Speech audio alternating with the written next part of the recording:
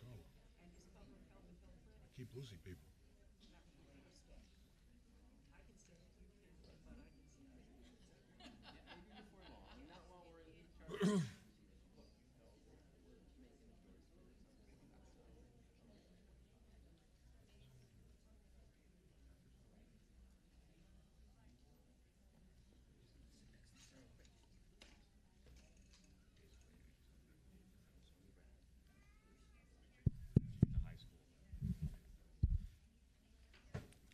Good evening. I think it's time we began. My name is Cesar Perales, and I have the honor of chairing this Charter Revision Commission that for 2018, which was impaneled at the request of the Mayor of New York. As is our custom, I will ask the commissioners that are already here to introduce themselves. I think I'll start with Deborah Archer.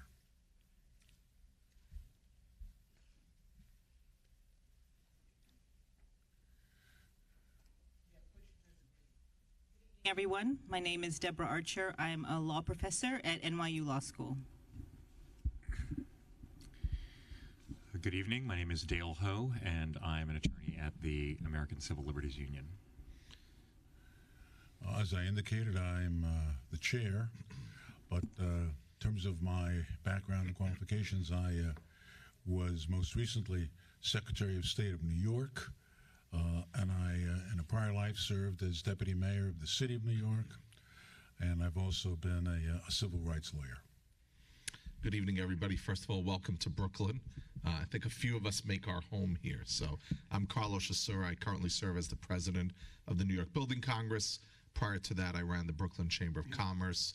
And before that, I was chief of staff to Borough President Marty Markowitz. Proud to live in Brooklyn, proud to have served on a community board. Shout out to my district manager of the board I live in, Community Board 10 in Bay Ridge, Dyker Heights. Thanks for being here.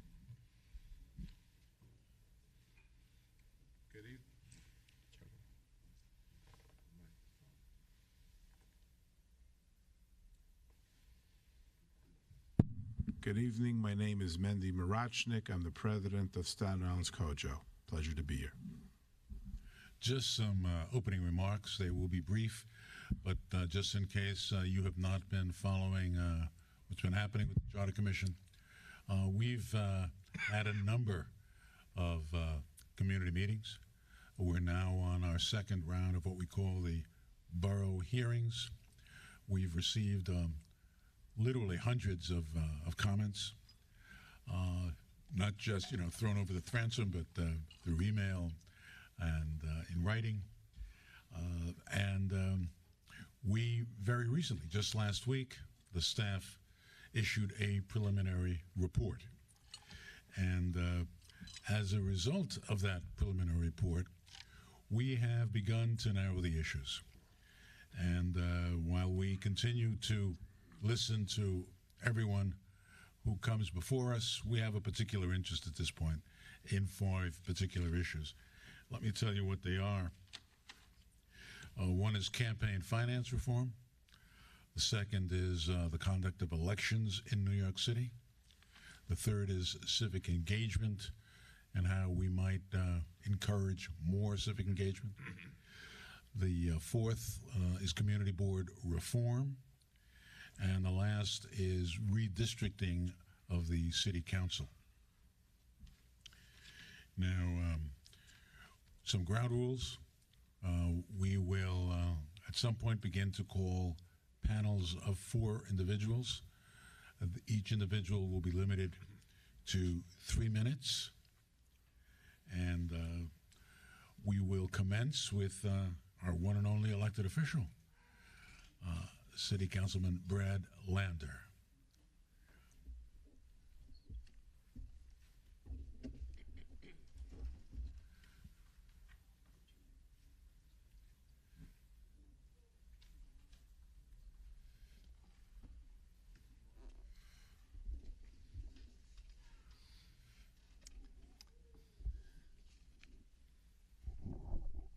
Chair Perales, am I good to begin? Great. Chair Perales and Secretary Chisora and members of the Charter Revision Commission, thank you so much for the opportunity to appear before you again tonight and for your real service to our city in this process. I had the honor to appear before you at your prior Brooklyn hearing at the Brooklyn Botanic Garden and at the issue hearing on civic participation. I want to congratulate you on the preliminary report, which I really think does a great job synthesizing the feedback that you've gotten and shaping good questions for the people of the city to consider as you move forward. I've got longer written testimony, which I invite you to take a look at. I'll just try to hit the highlights in the 3 minutes, if I can, on 5 issues that overlap a lot with your 5. First, on the possibility of an NYC Office of Civic Engagement, which is discussed in the civic engagement section of the report. I really think it is an exciting idea. I'm submitting feedback from about 200 people who are also excited about the idea and have given some ideas for what they would like to see such an office do. From the conversations I've had with NYC Service, I went to a meeting of the Voter Assistance Advisory Commission, NYC Votes, with a lot of great nonprofits, a few takeaways. This is a really game-changing potential idea, but we don't want to reinvent the wheel or just create some new standalone agency separate from the other things that exist. What I think we want is something that brings together existing initiatives like NYC Votes, the CFB, NYC Service, New York City's support for community boards, some other things I outline in the testimony, brings them under one umbrella, and then adds some exciting new opportunities like a new participatory budgeting citywide effort and other ways of strengthening and supporting civic engagement, overseen by one nonpartisan board with multiple appointers, with a leader that we might call the Chief Democracy Officer or the Commissioner of the Office of Civic Engagement, however you like, with some real metrics and mission for strengthening and civic engagement, of course increasing voter participation and turnout and registration, but also many other forms and metrics of different kinds of civic participation, and that work has to be done in real partnership with not-for-profit and civic and business partners, preferably in some kind of structured advisory board that are helping network and support across all those different domains of engagement. And I really think there's great potential to do that together. I'll offer some more structural ideas and follow-up communication.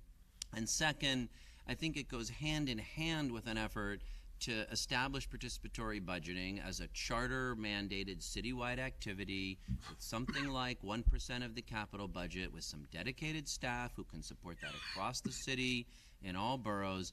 There's just something very concrete and creative about the opportunity that people have to do that is a door opener to civic participation in a really strong way. So I will stop there just to say I do offer in the written testimony support around instant runoff voting, support around the campaign finance reform changes, with a few very specific thoughts on what that means from the point of view of someone participating in the system for transition and timing. And I want to end by saying I do, as I said earlier, support your proposal to look at redistricting in a different way. While I don't think the council has abused its authority, it is not a time in American history for elected officials to be choosing their voters. And I support the idea that we have for making some changes to the districting process. Thank you. Thank you. I think you will ultimately be pleased with what comes out of this commission. We've been very persuaded by your testimony on a number of these subjects. The one that, well, this is personal. I don't like creating additional bureaucracies, additional departments, and I struggle with the new office of civic engagement. We have a nonpartisan office, a campaign finance board. I'm wondering whether or not that's a model, whether or not we can use them. What is your thought about that? So I think I really agree with this, and going to the meeting of the Voter Assistance Advisory Committee, which is related to the CFB but not the same, and sitting with NYC Service, which then sits in a totally different place. That's a mayoral agency in the Mayor's Office of Operations. I think the first thing we're trying to do is bring those folks together. If you've been in a civic service year or working in a volunteer project with NYC Service, the likelihood that you could be part of that family with NYC Votes and on a pathway of civic engagement. So this is first about bringing some things together where there's synergy, as well as about growing and piloting.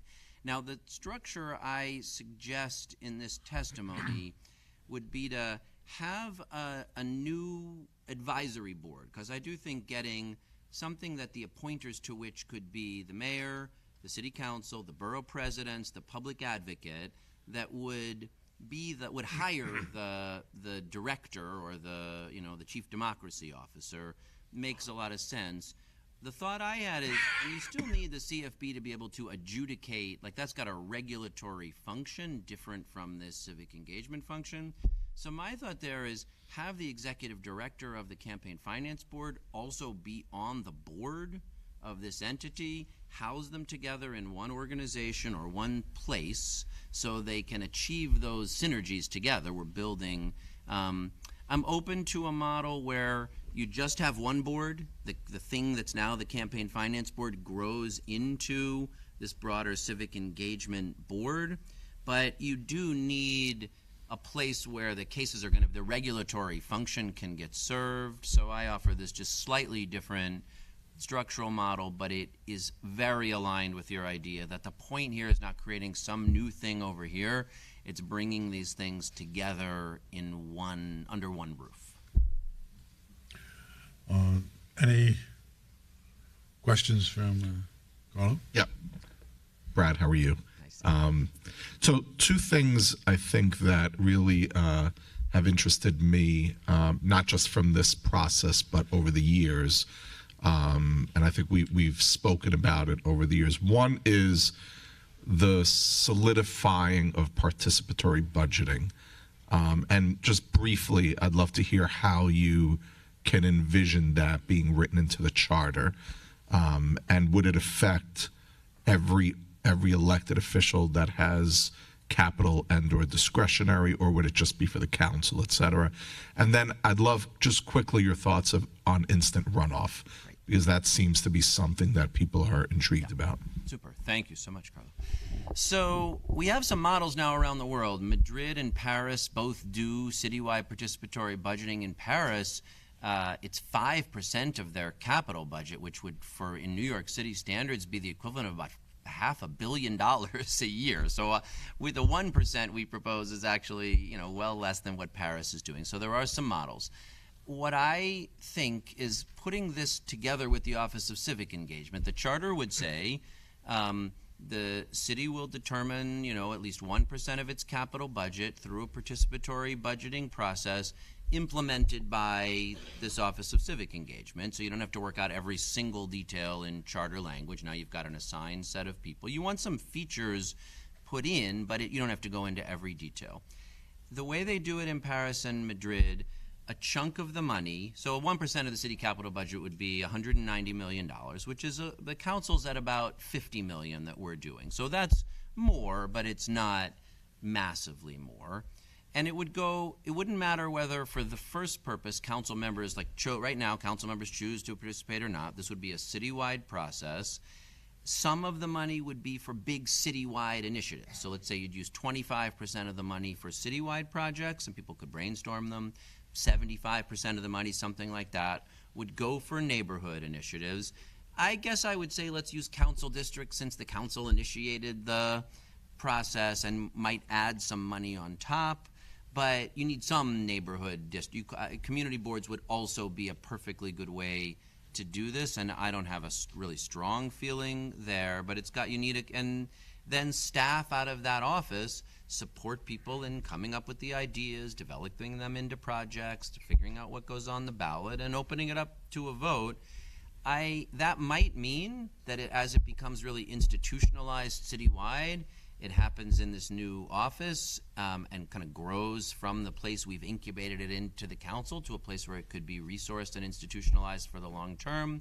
Or it might mean that council members would say, well, I'd like to add, as we're doing now, $1 million of the capital that I have to allocate into the process, and we'll partner together with that office so that we can... So let me interrupt, I'm sorry. So under your proposal, the city would have this mandate, but the individual council members would not? The way I propose it, yes, it would be a citywide mandate. The charter would say 1% of the capital budget to be allocated on a fair basis across the city. And then that would get implemented on a citywide scale. You need local organizing to come up with the projects and help people develop them. And whether that I would hope would be done in partnership with the council members. But even in those districts where a council member wanted to be a really engaged partner in participatory budgeting, they and their staff would be helping with outreach and helping with idea generation. But even in those districts where right now you have New Yorkers who don't get to participate in the process because their council member doesn't choose to, they would still be part of this process. But their councilmen would still have the opportunity not to participate. Correct. I mean, if it happened like it is now where council members also have on the order of $5 million to allocate, if a council member chose to add a chunk of that money into the process, they would be a partner and it would be above and beyond the base that every district got. And if a council member chose not to do that, they would allocate it, but still their district would be participating in the citywide. So you wouldn't agree that as part of this language, we should be saying that every council member and every borough president should spend X portion of their allocation on participatory? I'm not opposed to that. It seemed to me cleaner just to say 1% of the city capital budget will go to a citywide participatory budgeting program, because the allocations that come to council members and borough presidents are not in the charter itself. So then you'd have to write something in about whether they're getting the money. So I'm not close to it, but maybe it was just for simplicity, the idea of a citywide program with a direct allocation. Great. And on instant runoff voting, very briefly, because I know you've got a lot of people signed up who want to testify. And I know there's been real interesting back and forth about it, and some commissioners, I think, are excited about it, and others have questions. I've talked to colleagues in the city council in some cities across the country, in San Francisco, in Minneapolis, to folks in Maine, and everyone that I have talked to in a system that has it is positive about it. I haven't talked to one person in a place where they have it who doesn't feel it has been implemented in a pretty successful way. Obviously, 58% of the voters in Maine voted to affirm it, even though most of their elected officials said they didn't want to. So that says to me the voters like it. And I guess I might encourage you even to think about, if you guys aren't 100% sure, you guys get the great opportunity that we don't have in the council to put things before the voters. So I could see letting the voters decide on whether they want to try instant runoff voting. And if a majority of the voters this November vote for it, that's a good sign that they want to do it. I'm convinced it can be made to work successfully in a way that everybody can understand and rank, and that achieves all the goals that we've talked about for it. So I remain very positive Dale? about it. Just one quick question. I know your proposal in the city council is to establish IRV for citywide offices, but are you advocating limiting it to just those citywide offices, or also for city council? Yeah. Well, one place at city council that I think would be especially good is the special elections, which are now one-time, nonpartisan, no runoff, no general. So there's just like a list of 7 people, and right now we've had elections where people win with 18 or 19% of the vote. So one place I think would be great to do it, and those would be such easy elections to administer it in, because they're so. For council special nonpartisans, I think it makes a lot of sense. For council primaries, I think it's a good idea. Whether it's like a lot of change all at once, and therefore it makes sense to try the pilot of the citywides. But I think it would have been good I think it would be good in council primaries. And I think there's actually a couple of districts. Anyway, yes, I would be supportive of it across the board. But I appreciate the responsibility you guys have to figure out, balancing these. You use the word pilot, and something occurred to me, because we've had a number of people come forward and say that there are people who vote through absentee ballot who don't get a chance to vote the second time in the runoff, and that it would be easier if those people with absentee ballots, particularly people in the armed forces who are serving outside our country, if we began there. Do you have any thoughts about doing that? Well, I certainly agree that like the current system totally disenfranchises overseas voters and folks serving from voting in a runoff because we can't get them a ballot in 2 weeks. And so I completely agree with that. I guess I think that as the only thing doesn't feel to me like a real test of instant runoff voting. So I would hope to see something more than that puts it on the ballot that the vast majority of voters see, whether that starts in the 3 citywide primaries or in council specials or in some election. That type. Thank you very much. Thank you. Thank you again for Thank your you, service. First panel is Alex Camarada, Matthew Fairley, Alicia Boyd, and looks like Sandy Rayburn. You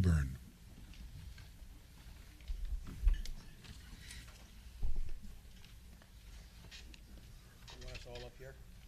Yes, if you can squeeze in.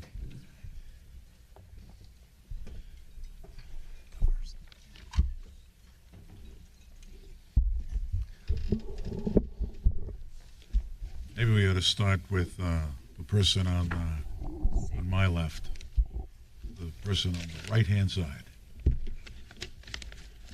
I'm Sandy Rayburn. I'm the president of Preserve Our Brooklyn Neighborhoods. Thank you all. Thank you, Chair Perales. Elected representatives must give communities a fighting chance against overdevelopment. But shamefully, we've been sidelined. ULURP is the ploy that keeps on giving. Allowing borough presidents to plant community planners onto community boards would be the worst thing you can do. This is tantamount to giving the foxes the key to the henhouse. The borough president is already amply represented in the ULURP process, as is the community board. What is missing is the public.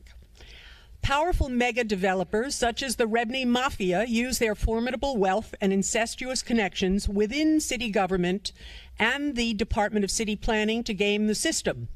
Projects are informally ratified by the Department of City Planning prior to the community's awareness of them. Projects that portend harm to whole communities get a wink and a nod even before ULURP formal applications are made public via community boards. Lobbyists, campaign fundraisers, and political bundlers arrange self-serving outcomes years ahead.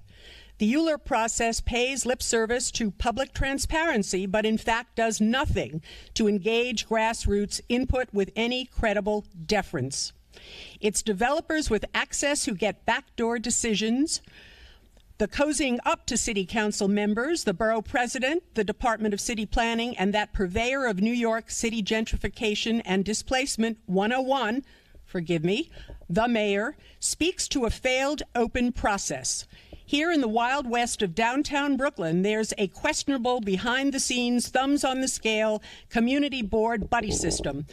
Here's where business improvement district entities, BIDs, comprised of developer interests, call the shots and too often tip the scales for self-serving goals, leaving residents of the community to barely fend for itself. Why is it that we need to foil impending development plans? Why? It begs the question, what is the Department of City Planning hiding? The moment that plans for a rezoning pre-application are submitted is the moment that the public should have the right to know what upzonings are afoot. But we are kept uninformed. What is the Department of City Planning hiding? ULURP, as so-called public engagement, is disingenuous. We get 2 or 3 minutes to make our case after the fact, when most folks are at work and can't show up to the Department of City Planning or City Council hearings. But real estate developers have already bought all the time they need via their lobbyists to target our elected representatives and complicit agencies well before a neighborhood even gets wind of it. Rethinking ULURP, rethinking public engagement for each community's own future is long and shamefully overdue. The Charter Revision Commission needs to address this. Thank you. Thank you. Mr. Fairley?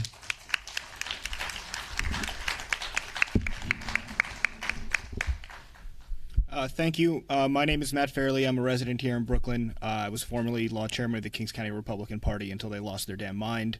I want to first thank you for not taking people in the order by which they showed up with special interests like you did last time and allowing people to have a more democratic process here.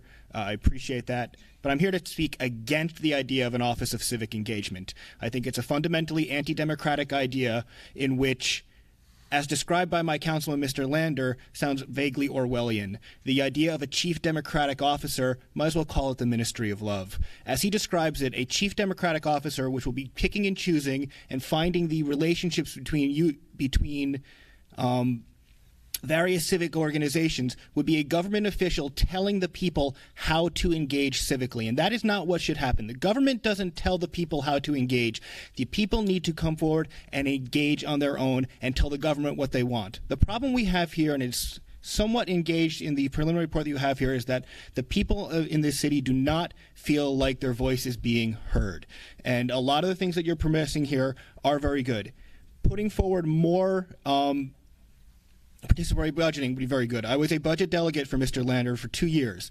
The problems with participatory budgeting is that it is not absolute. We cannot have a part of the city where some people get to make those choices of how the budgeting works and others don't. We either need to have it all or nothing. Either everyone in the city gets to participate in this or nobody should. We should not have some people getting more democracy than others.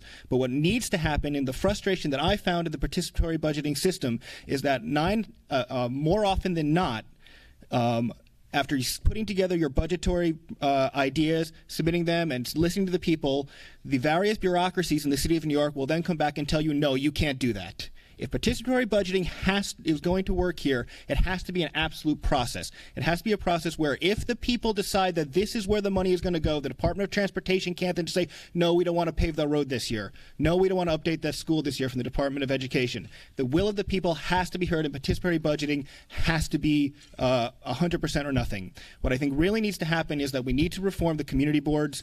We need to make them elected by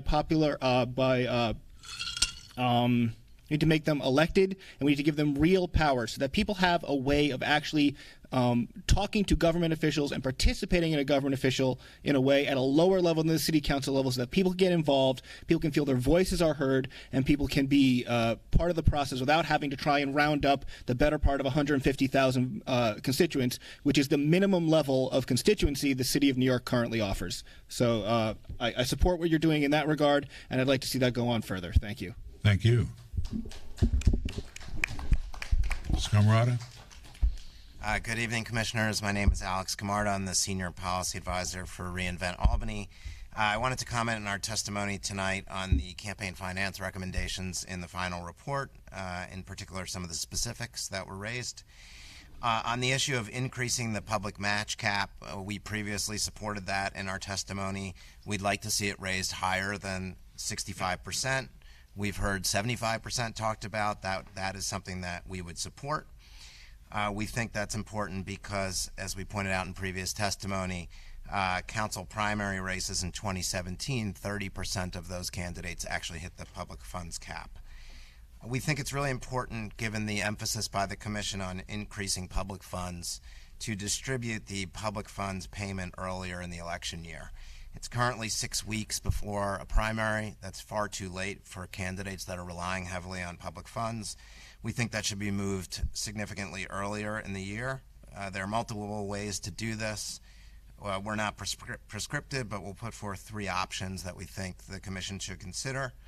The first is there's already an existing early payment that is distributed to candidates in June who participate in the system. We think that could be increased dramatically. Currently, the numbers are very low for the June early payment. We think that funds could be distributed when a candidate qualifies for the public matching program in the election year and when their opponent registers a candidate committee. Third option would be to distribute funds in an election year when a candidate raises or spends a quarter of the spending limit for the office they seek and their opponent registers a candidate committee, again, in the election year. We think that all of those could be options for providing public funds earlier. On the public match ratio, the Commission is considering increasing the current 6-to-1 match. We said we supported that previously, but only for smaller donations. We really don't want to see, even in the current system, large contributions be matched at a 6-to-1 ratio. We understand the CFP has concerns with administration. We think the commission should look at providing a higher match for contributions for, say, $500 rather than $175 to ease some of the administrative concerns the CFP has. On contribution limits, we supported previously cutting those in half. We think the government has a compelling interest in lowering contribution limits to address corruption or the perception of corruption, and we think that's well within the city's bounds to do so. Lastly, I would just want to thank you for your service to the commission. We think you've done a really good job making the commission's hearings available to the public and engaging those who are testifying. And we think you're poised to do very meaningful work on campaign finance, and we hope you do so, and in addition to other issues like instant runoff voting and redistricting. Thank you. Alicia Boyd.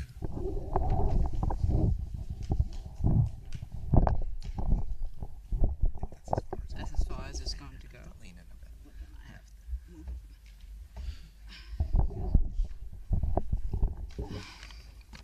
The first time I came to this commission, or rather the first time this commission came to Brooklyn, it was noted by the commissioners that the city charter is New York City's constitution. The commissioners then proceeded to pick and choose, ignore, and even outright discourage residents from speaking by selecting who will speak in what order on what topic. This was a great way to show how the democratic process was going to be displayed, and the commission has veered from that position this time, and I do thank you for that. Now, there are questions about, 1, setting term limits for community board members to encourage diversity, 2, putting a city planner in every community, despite the fact that all community activists continue to say that the EULA process is a rubber stamping process without any serious community engagement, and no one is advocating for a city planner in our communities except for the politicians who are in bed with developers. And 3, the training of community board members. So let's see how the last one has been going. There is already a rule on the city charter books for the community board members to be trained in the conflict of interest laws and for them to sign a document that they have gotten that training. So how does this panel, can this panel please tell me, how did CB9 in Brooklyn wind up with a real estate lobbyist running our community board for 2 years and getting paid over $200,000 during that time? How is it the community boards have stated that they have never gotten a conflict of interest training, nor have they ever signed a document pertaining to such training? How is it that I personally foiled for these training sessions and documents, etc., and no one has them? Not the Conflict of Interest Board, not the borough president, or CB9. Now you want to propose a little bit more requirements. But who will be responsible for the training, keeping the records? Will the board members be mandated to attend? Will the public be allowed to have access to these documents and be notified and attend these trainings? It is clear that the city charter is being ignored in my community board, which is proven by the 11 lawsuits that have been filed and a few more to come, including one regarding the conflict of interest violations that I mentioned that is now on appeal. I would like to yield my last few moments to the panel, requesting that they answer my question. What provisions are you going to put in place to ensure that the Constitution of New York, as you so put it, is adhered to by community board members? I'm waiting for an answer, please. You've yielded your time. You want us to respond? Yes.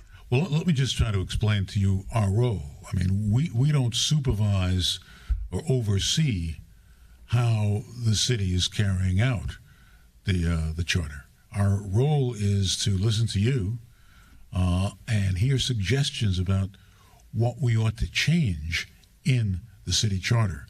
So I, for example, have absolutely no role overseeing the city charter. And yet you can create rules about how a community board adheres to the city charter, can you not? Can you not put in a mandate that all community boards must have the training, and that if they do not have the training, that they cannot be on the community board? Mr. Bragg is saying no. Why not, Mr. Bragg? I think the chair just answered you. Oh, you cannot put that in the city charter. You cannot make it a mandated requirement that the community boards receive Boyd, training. I would go back to the chair and allow him to respond, but I think the chair just answered that question. I think you said, Ms. Boyd, that it was already in the city charter, as I understood. Right. I'm already talking about one piece of legislation that's already in the city charter. Do you have a lead agency? You can put in the city charter that a lead agency is responsible for making sure that the community boards are trained, making sure that they sit there and adhere to the requirements, keeping a record, notifying the community. You can do that. You can assign a lead agency that would be responsible for that. I understand that the borough president is, in essence, the lead agency. But it's not in the city charter.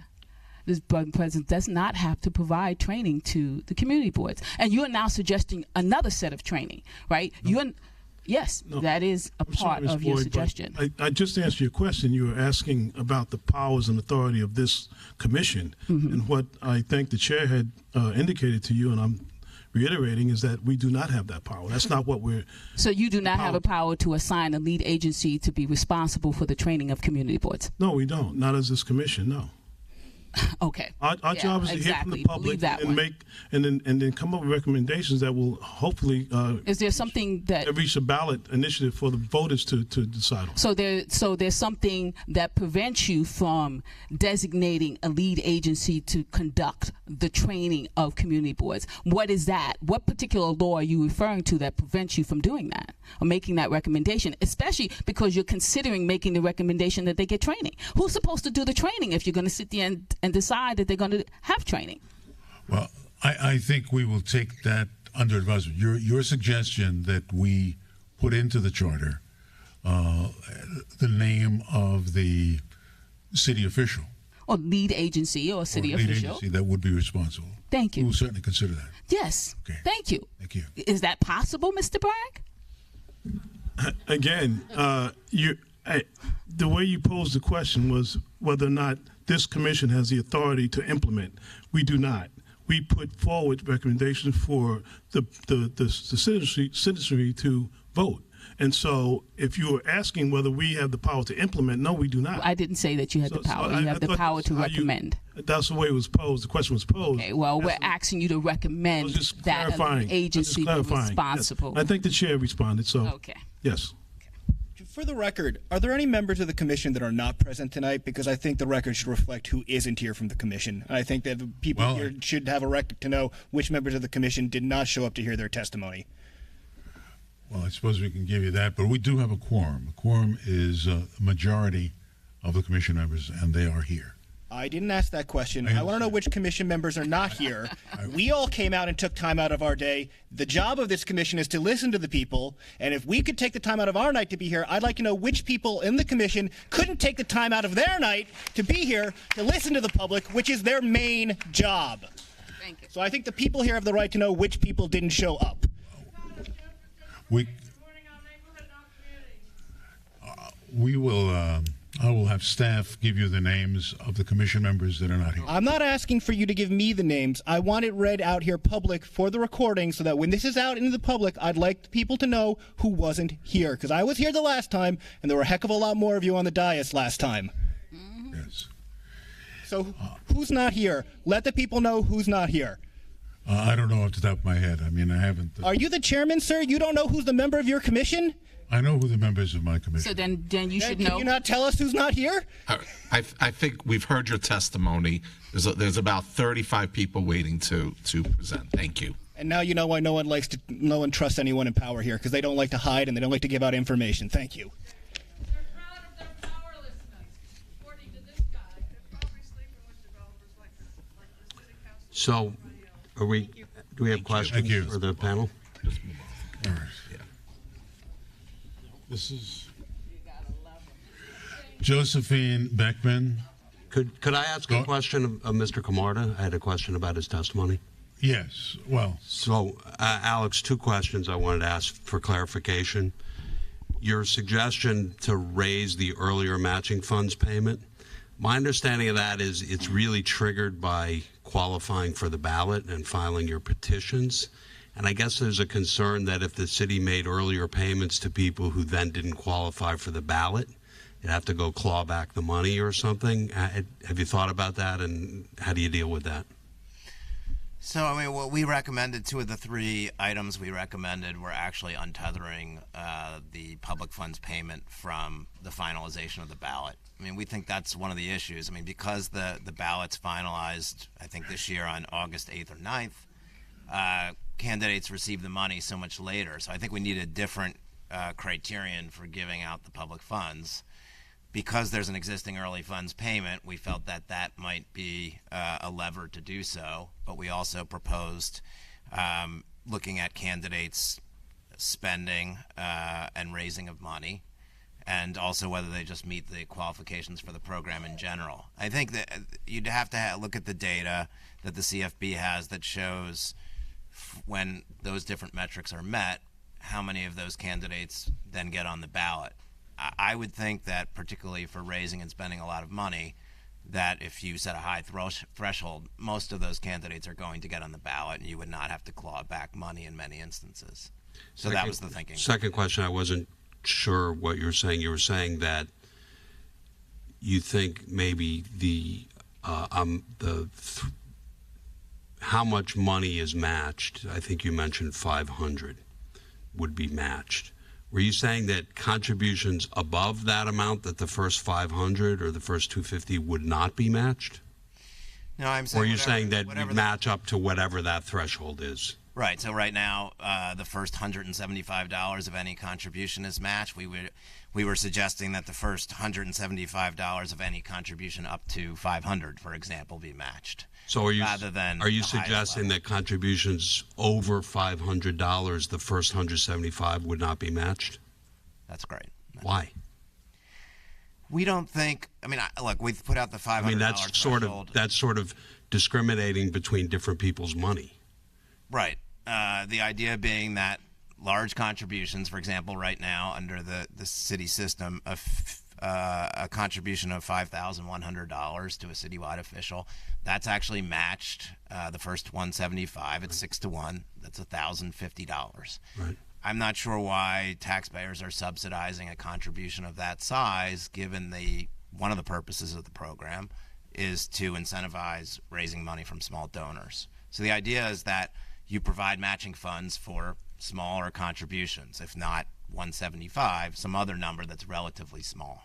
I think most of the public doesn't realize that these larger contributions are also receiving a 6-1 match on $175. Yeah, I think the staff should look at the legality of that, because that does not sound either equitable or consistent with the sustained rationales the courts have embraced for campaign finance reform. And it seems to me the city saying we're going to match your contribution but not your contribution is an odd form of discrimination that doesn't feel right to me. I mean, I know in Montgomery County, Maryland, which just recently put in a public matching system, that they had higher match levels for smaller contributions. They did match every contribution up to the maximum, which was much lower than the city's.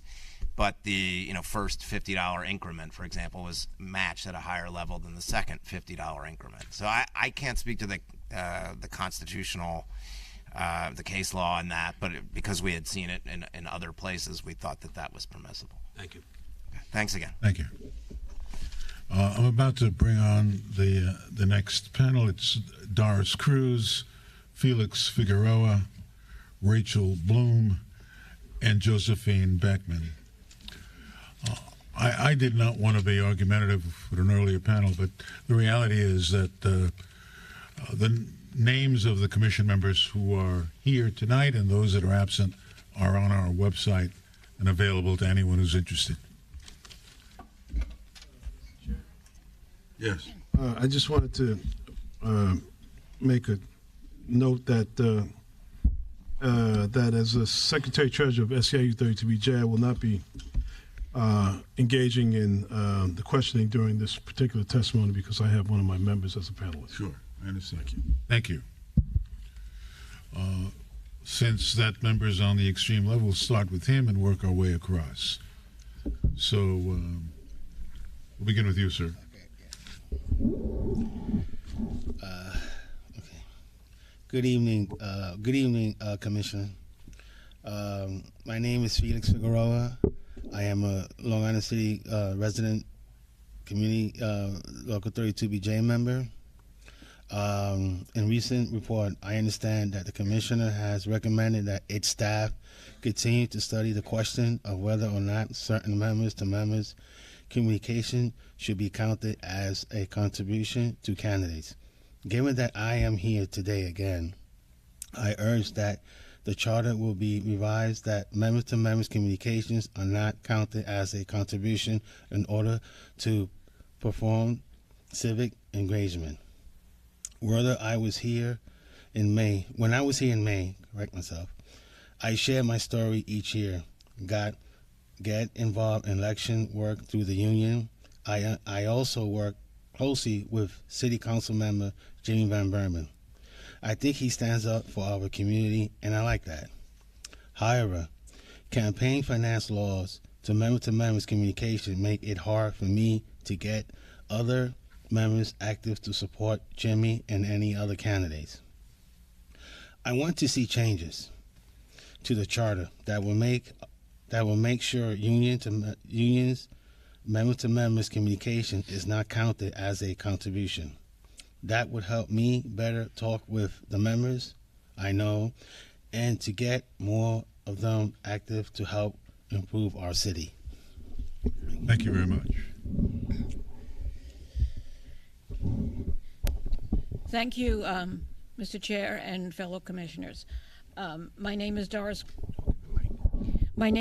Cruz, and I am the chair of Community Board 10 in Brooklyn, which represents Bay Ridge, Dyker Heights, and Fort Hamilton. I will be addressing the community board reforms discussed. It is important to review the workings of government on a regular basis. One of the recommendations to improve the selection process for board members and to conduct greater outreach have great merit and deserve further consideration. An improvement in the screening process for board members also deserves further consideration. Many applicants do not understand that the commitments they make in becoming a community board member. Members of Community Board 10 serve on 2 committees, which means that they need to attend 3 meetings per month. That is a substantial time commitment, especially for people who are also engaged in other civic activities. Community Board 10 is one of the few boards that has term limits for officers.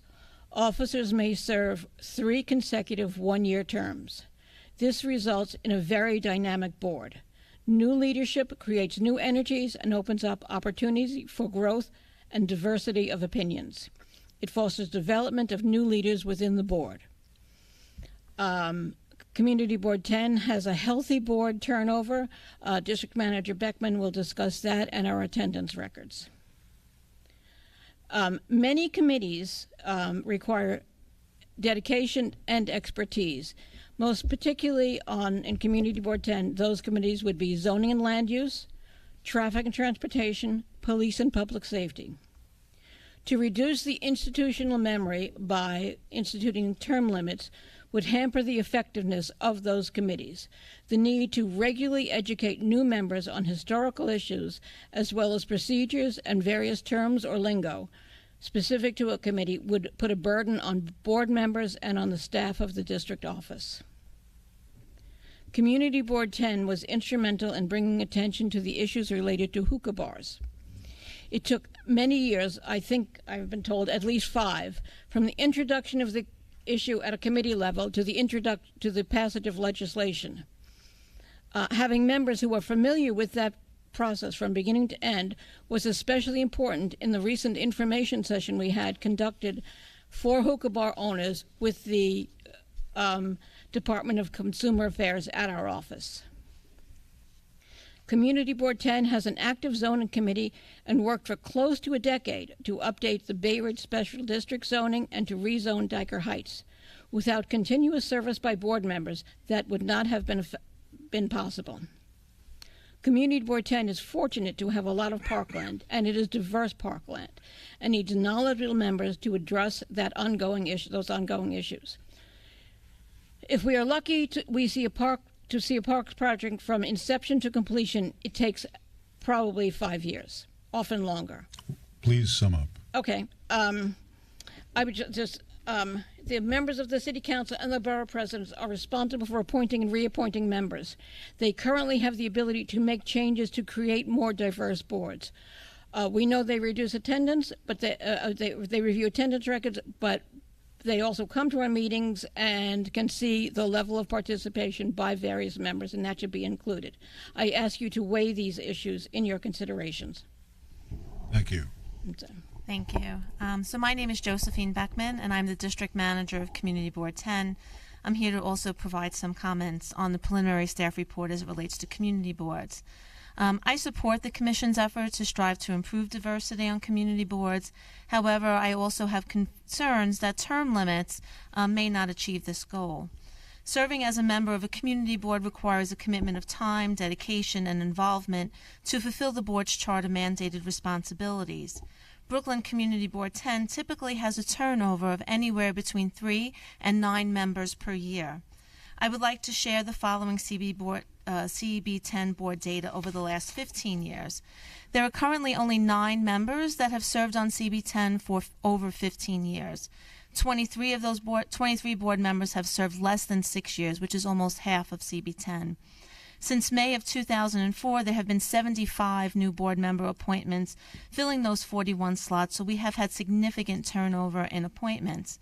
My chair discussed the time commitment of our very active board, which is not often realized by applicants and newer board members. So our top 3 board members in seniority hold the best attendance. In the last 2 years, we've had 16 vacancies for board members, or 32% of the board has turned over. The challenges that come with acclimating new board members to board procedure and knowledge of current issues is a process that requires encouragement from both district office staff and community board members. This summer, in response to requests for informational guides, we have created an orientation booklet for new board members. We have found the best way to familiarize new board members is via mentorship and leadership from senior board members who take this responsibility very seriously. We have been fortunate at CB10 to have many very involved board members who deeply care about this issue and provide expertise: architects, attorneys, educators, etc. My chair mentioned the length of time it often takes to see a project to completion. I will add that institutional knowledge is important, but leadership is essential. I fear that instituting term limits will negatively impact the charter-mandated work of the board and may not necessarily bolster diversity. Reflecting on our data, many realized the time commitment was too great and stepped down within their first terms. These are new board members. We have had several meetings over the last few years at which we didn't have a quorum. It is my hope that before moving forward, the Commission considers this testimony about the potential negative effects of term limits on a volunteer body performing a vital charter mandate. I also ask you to consider the importance of committed board members, as well as acknowledge the need for leadership and mentorship as provided by senior community board members. I also ask that you look at Community Board 10 statistics as an example of a board that has had a high turnover, and recommend that data from other boards be reviewed before moving forward. And then just briefly, I would like to also lend my support to additional resources as it relates to urban planning. Our community board has used the City of New York's Planning Fellowship Program, CPFP, which provides second-year graduate students in urban planning. Because of that grant money, we've had 3 successful planning reports that have assisted the district office in the work of the board. Thank you very much. Thank you. Ms. Bloom? Good evening. Thank you, Chairman Perellis and the members of the Commission. It's nice to be here again tonight. I've spoken before the Commission several times at this point, and I'm going to focus my comments tonight first on ranked choice voting, and then, if I can, on community boards. Regarding ranked choice voting, I'm not sure if I introduced myself. I'm Rachel Bloom. I'm the Director of Public Policy and Programs at Citizens Union, a good government group here in New York City. So we have been long supporters of ranked choice voting. New York City has horrible, horrible voter turnout, even in our most high-profile elections. And then when you look at the turnout in a primary, and then if you look at the turnout in a runoff, it gets smaller and smaller and smaller. And especially with closed elections, we have the smallest percentage of people choosing who and in many things, whoever wins the Democratic primary ends up winning the election, who are getting to participate in our primaries. Today, I just want to talk to you a little bit about how we think ranked choice voting should be structured in New York City and why. So we support ranked choice voting. I know in your preliminary report you talked about it for citywides. We advocate that you have it for citywides, for borough-wides, and for council races. We also support that you have ranked choice voting for both primary elections and general elections. First of all, we think that the benefits of ranked choice voting are consistent across all elections. If you're going to have it for one, if you think it's worthwhile for one, why isn't it worthwhile for all? The second is that we think it will be easier to have one consistent form of voting on the ballot rather than two. So as we've discussed before, if there's going to be ranked choice voting, one of the very important components of it is going to be a public education campaign. And so creating one cohesive ballot rather than a ballot that has one type of voting for one election and a different type of voting for a different election, we advocate for ranked choice voting across the entire ballot. We recommend that the Commission support and proposed a ranked choice voting system where all candidates remain in play and the lowest vote getters' votes are distributed until and the next lowest and so on until one candidate gets a majority. Now, when we're talking about what is a majority, what would be the threshold for winning with ranked choice voting, currently it's 40% for citywide offices. We believe that it should be 50% threshold for victory, as it makes sense to adhere to a majority vote, and that way also more people get to feel like their voices and their votes are counted in whoever we declare the winner. Finally, when we were thinking about how ranked choice voting should be structured in New York, we thought to ourselves, how many candidates should voters be allowed to rank? Some cities allow, as many candidates as are in play, and others recommend. Oh, I'm sorry. So we support that we propose a ranked choice voting system where the number of candidates that can be ranked is tied to the physical limit of the machines as decided by the manufacturers. We look forward to talking more about ranked choice voting and think it's the change New York needs to see. Anyone have any comments? One question I'm constantly asked, and I'll ask Ms. Bloom. The idea of ranked choice voting has been around for many, many years. Why do so few jurisdictions use it? I actually don't think that so few jurisdictions are using it. I think the numbers are growing, and I don't know them offhand.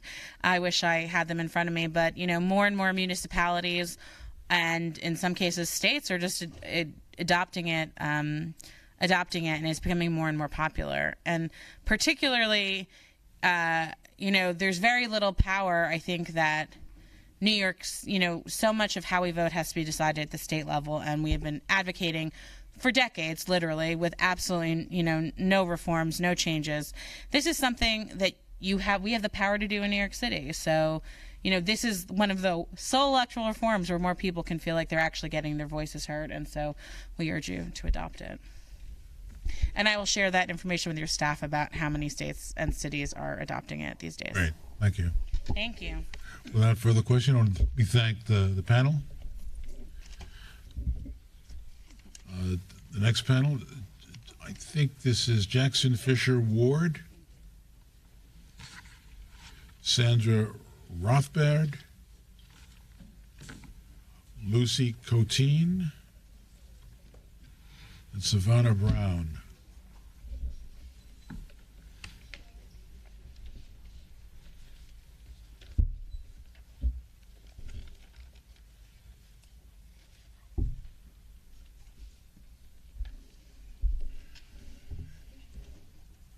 We'll start with the gentleman on my left.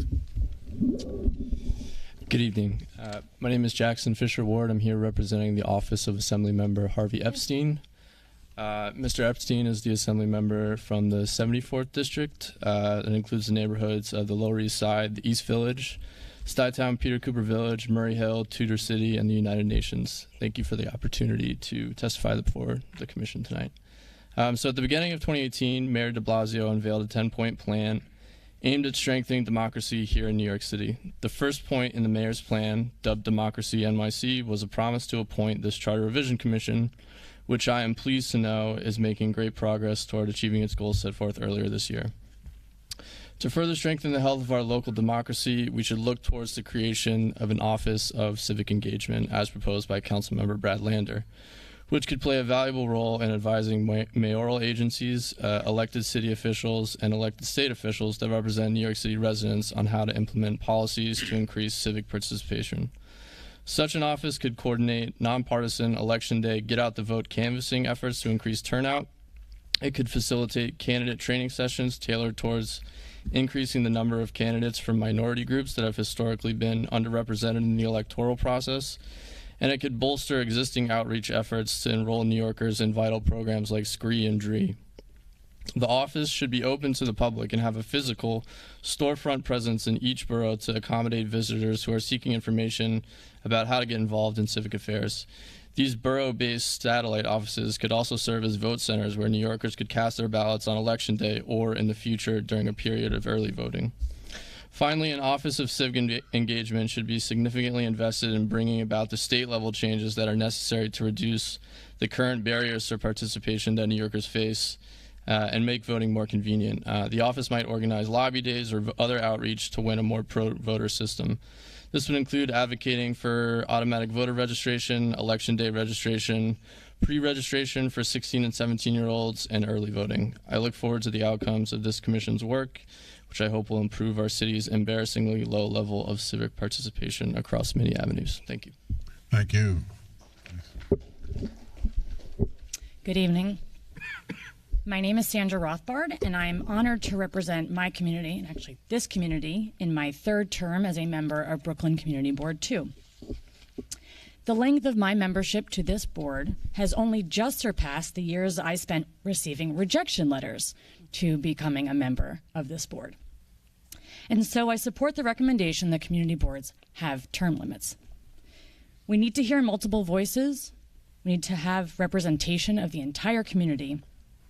And thus, I also support the plan for a different appointment process to community boards. We need to make sure the boards are diverse and that members don't lose their position because they have a difference of opinion with an elected official. The issue of institutional knowledge has come up. By staggering member appointments, which we already do, I believe this can help with supporting and conserving our institutional knowledge. Give district offices the resources that they need.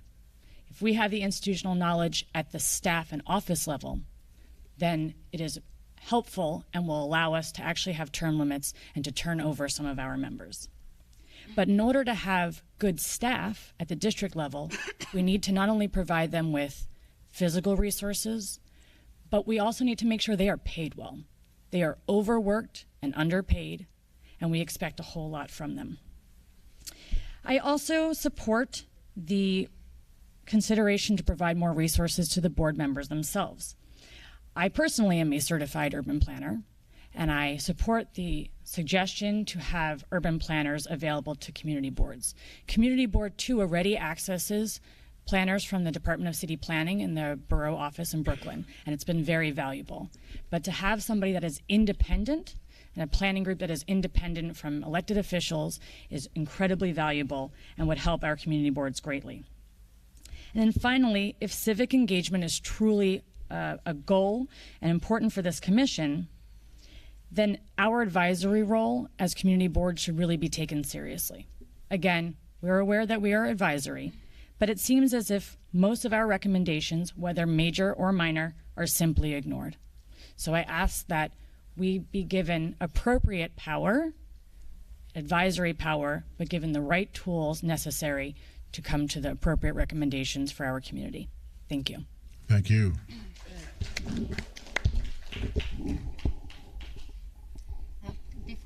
Before I begin, could the people who came in late introduce themselves, if not course. now or at some point? Of course.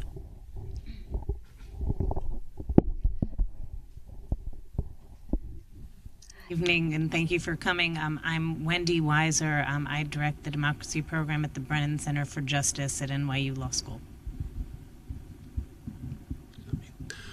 Good evening, John Siegel. I apologize for being late. I'm a practicing lawyer in Manhattan and a mayoral designee to the Civilian Complaint Review Board, and a double apology because I'm going to have to leave early, and I mean no disrespect, but I just have to be somewhere in a little bit. And good evening. I'm Kyle Bragg. I'm Secretary Treasurer of SEIU 32BJ as 160,000 member Service Employees Union. I'm also a member of Community Board 13 in Queens. Thank you for that. Yes. Okay. Hi, my name is Lucy Coteen. Good evening, everybody. I am a member of several community organizations and as well as political clubs, CBID, Central Brooklyn Independent Democrats. And I am civically Fort Greene Association, Preserve Our Brooklyn Neighborhoods, Citizens for Responsible Neighborhood Development, Friends of Fort Greene Park, and Human Scale NYC. And I just wanted to support the very valuable comments that you received from Lynn Ellsworth of Human Scale NYC, and I thought it worth rereading the problem that she identified and said, anyone who has studied the database of donors to our mayor's election campaign knows that big real estate rules the campaign finance game in our city. The large sums they give dominate the database, especially when you include the funds from real estate's directly linked families, lawyers, lobbyists, and allied industries in engineering, architecture, and construction. The law enables this rather than prevents it. And one other sentence that she wrote, in New York, the upside is that we would have gotten big money, and in New York that means big real estate money, mostly out of the campaign finance system, where at present they rule with an iron fist. And I think probably most of the people in this room would agree that the big problem is the power the real estate and the real estate industry under REBNY has in controlling our elected officials and having access to our elected officials, not only the developers and their lobbyists who spend millions of dollars, who are paid millions of dollars by the developers to have access, and then that the people don't have the access, obviously, because we don't have the millions of dollars to hire lobbyists, unfortunately. So there's so many issues under the developers having so much power. I just wanted to mention, I sort of have a laundry list. I did not organize this so well, but I just wanted to mention the issue of air rights, that there's such a thing that exists, is problematic, that developers can buy our air. They buy our air. They also take away our sunshine. I don't know if it's in the purview of the commission, but I would love to see the possibility of air rights being bought and sold removed as a possibility, because it's crazy. As we know, pay to play really rules the city, and that's part of this problem of the developers having so much power. They pay, they contribute not only to campaigns but also to these not-for-profits that, for instance, the mayor or the borough president set up, and there's no transparency. We should be able to see every dollar that is contributed in any way to any elected official, right? I think your time is up. Oh, I'm sorry. But one other thing, any lobbyist appointments and meetings that are made should be publicly disclosed. Lobbyists meeting with our officials should not be hidden. So thank you. I have a lot of other things to say. Ms. Brown? Good evening. My name is Savannah Brown, and I am the Assistant Executive Director at Black Women's Blueprint. We're an organization that's based in Brooklyn, New York, that advocates for Black women who are survivors of rape and sexual violence. We are grateful for the opportunity to participate in this process amidst other New Yorkers and within the borough of Brooklyn for the Charter Revision Commission. We seek to ensure that all aspects of the Charter Review take into consideration diversity with a specific regard to gender and sexuality, with an eye to end discrimination against women and girls. Since 2010, Black Women's Blueprint has worked from our Crown Heights headquarters to secure the political, social, and economic quality of all Black women and girls and gender nonconforming people in New York City and around the nation. Black Women's Blueprint has a demonstrated track record of working closely in coalition, especially with the United Nations initiatives to push policy agendas that seek to eradicate sexual violence in under-resourced and often forgotten communities. As a part of our flagship initiative, the Black Women's Truth and Reconciliation Commission, Black women survivors of sexual violence testified in New York City at the historic Riverside Church in April of 2016 to combat sexual violence in Black communities. We support using and adding each of the subject areas a gender lens based on CEDAW, the Convention on Elimination of Discrimination Against Women. Black Women's Blueprint knows that we are a city not only in need of strong gender equity revisions that are robust and coherent and grounded in critical analysis, but also intersectionality, and attends to the multitude of identities that make up who we are and how we move through the world. The 16 core articles of CEDAW, the Convention on Ending Discrimination Against Women, provide a replicable yet consistent template for indicators through which city agencies can activate the proposed action plans and analyze on racial and gender equity with ease using a human rights framework. We are counting down the days to the expiration of VAWA, which is not likely to be reauthorized in the end of September. With the recent federal administration's threats to make vital cuts to anti-rape, anti-battery, and anti-stalking services guaranteed by the Violence Against Women Act, we are running out of places to turn for safety and justice. New York City must be on the front lines of protecting the rights of most marginalized residents, and that includes Black women and girls in particular. A core component of this goal is ensuring not only access to equal opportunity, but also equal outcomes. This reflects the human rights understanding of non-discrimination. We urge that you apply a gender lens and intersectional analysis in all areas. We expect a gender analysis to happen across every single city department. This means that we know what our officials are doing right to protect women's rights and also what they've been doing wrong. We expect the establishment of oversight body focused on overseeing and implementing the gender analysis and any gender equity initiatives. We seek to see this across the board in the following areas: that New York City human rights initiatives act on behalf of Black women, that Black women acquire the full realization of their rights in New York City, that Black women be supported and resourced in the aftermath of violence, and that outcomes-based projects be used to increase their civic engagement, base building, and voter empowerment. Thank you so much. Thank you. Let me just make a comment before I ask my other commissioners to, if they have questions. We are very, very concerned about the appearance of corruption as well as corruption. We are seriously trying to address the issue of campaign financing and seeing if we can basically get to the point that we can reduce the influence of money. That is something that we can do within the city charter.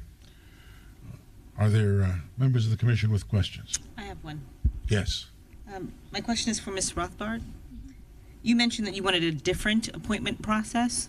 Can you talk about what, maybe highlights of what you would like to see in an appointment process, or things that you've identified that are problematic in the current appointment process? Sure. So I know one recommendation has come out for direct elections. It's something I'm still figuring out myself. I think the current situation doesn't work because we just have the same folks sort of controlling everything. And I've seen it in our community board. I've seen people lose their positions after only being a full member of a board for 1 or 2 terms because a particular elected official did not agree with a decision that they made. And if we're supposed to be truly independent bodies, then that just doesn't work. But you're not. Let me just say that the issue of elected community boards has come up in a number of instances, but at the same time, we get people telling us that that would be perhaps counterproductive because it's the political establishment that would control those kinds of elections. They have the troops, the soldiers, as they say, and they would probably get even more of their friends on the board. I completely agree, although at that point maybe more people would actually know what community boards are, or that community boards even exist. I think very few people in the city know that. I agree it's not a perfect solution. I just know that what we have now is not working. Thank you. Anyone else? Thank you very, very much. This looks like Barbara Zahler Gringer, Marcel Negrete, Paula Siegel, and Carol Melman. That's good.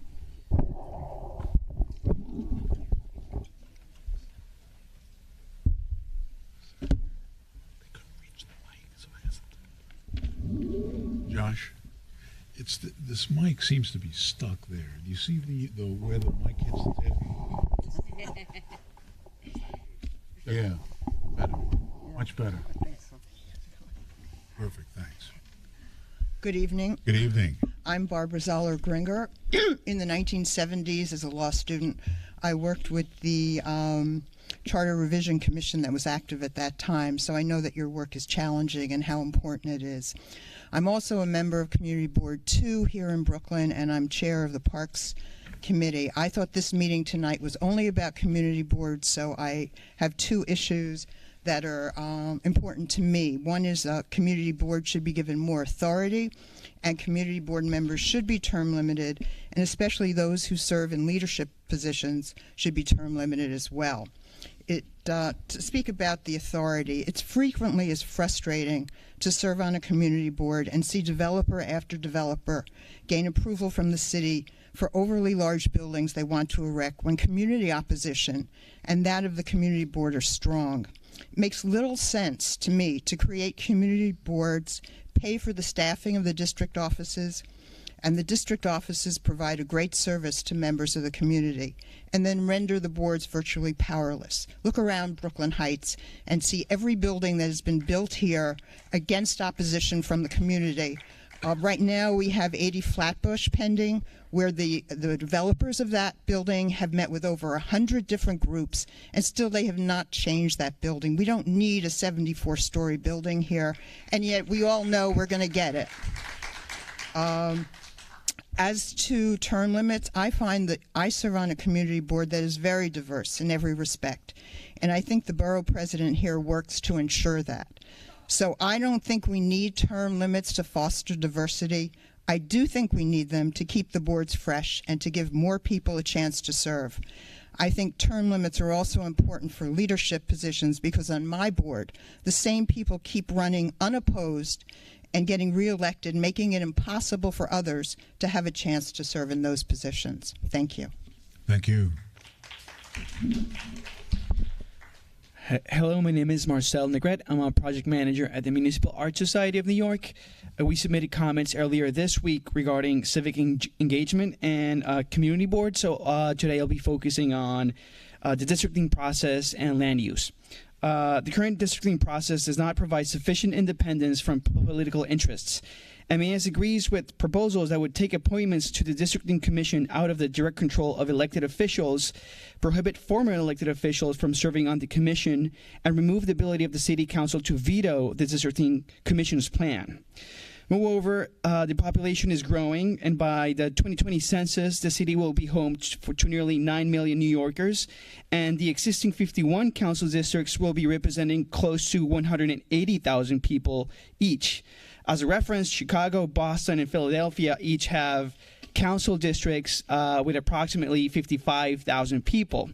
That's like less than a third. MAS supports the idea of having council districts roughly match the population of state assembly districts, for example, which represent currently approximately 120,000 people each. Under this scenario, the city would have about 70 council districts. This would provide the benefit of having a local government that is closer to the people that is representing.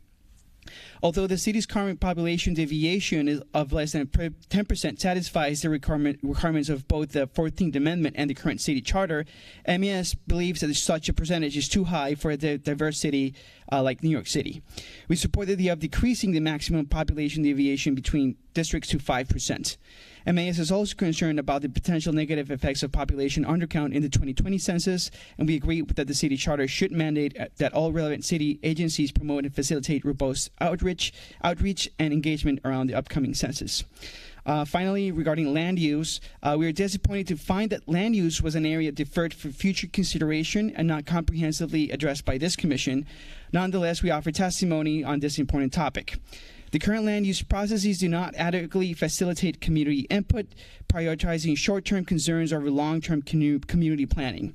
MAS believes that the city should shift from a focus on application-based decision-making toward a community-based land use planning process. Each community must accept its fair share of necessary development without evading its role in meeting the municipality's fundamental social, physical, and economic needs. To effect such a change, the city has to trust that the citizenry, giving greater responsibility, can raise to future challenges.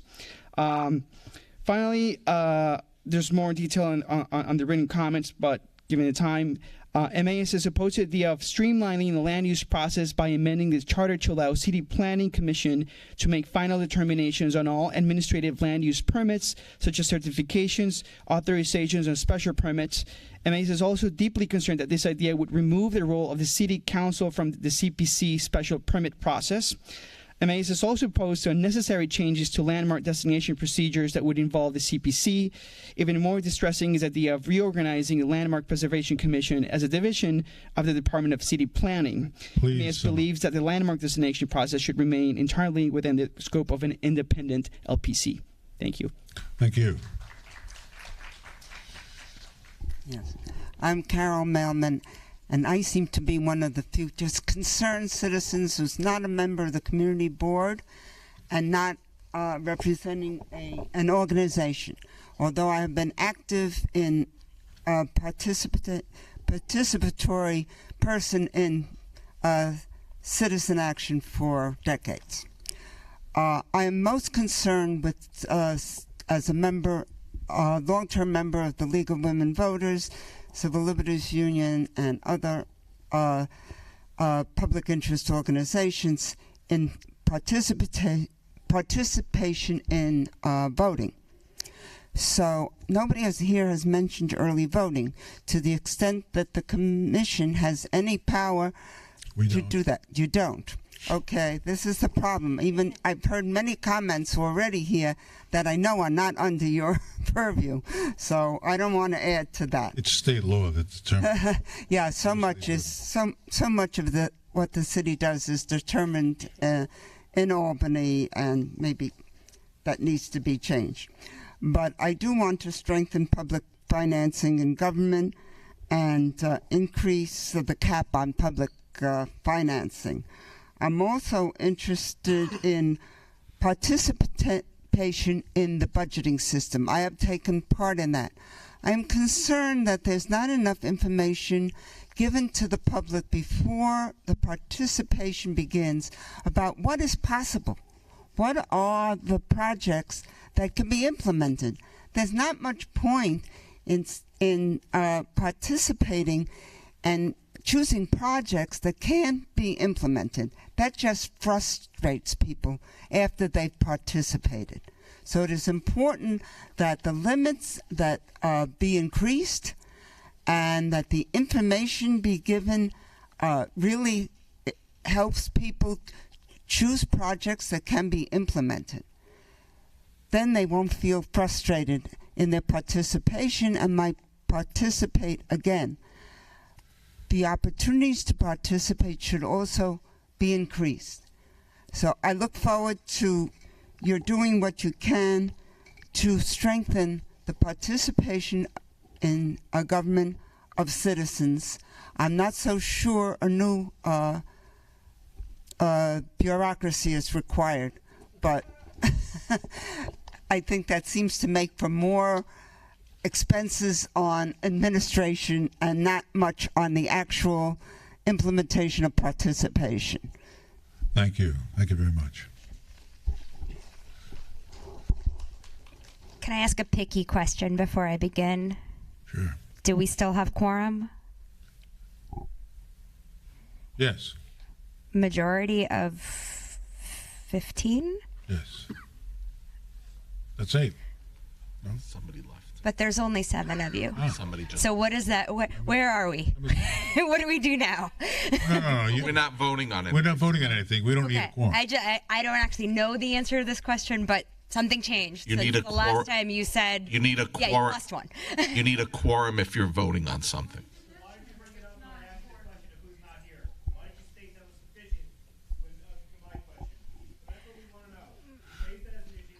I didn't raise it as an issue, sir. Why are you being argumentative? Where I merely indicated that most of the board was here. So why don't you go on with your testimony? I will. It's not relevant if we're listening to information. We're just taking information. We're not taking an action tonight. Okay, great. That's great. That's a good answer. I do have a question.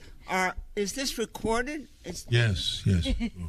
So the others can listen if they wish. They do. They're required to do that. Sorry, that was a rough start. I'm gonna focus on my testimony, but I do feel like it was important. The question of quorum came up earlier, and now the number of commissioners has changed. My name is Paula Siegel. I'm glad to be back with you guys in Brooklyn, where I live and where I've lived for the last 20 years. I am senior staff attorney in the Equitable Neighborhoods practice at the Community Development Project. We saw each other last at the Brooklyn Botanic Garden. My colleague was at the issue forum on land use that you organized last month, and we're really glad to see that land use has gotten some attention from this commission. And as the staff report rightfully notes, the land use issues that the city is facing require a thorough review and a major public conversation about the future of the city's built environment. We do think it's reasonable that this commission accept the staff's recommendation to defer further consideration of land use, especially of the ULURP process, to future commissions. But land use in New York isn't solely determined by the Uniform Land Use Review process.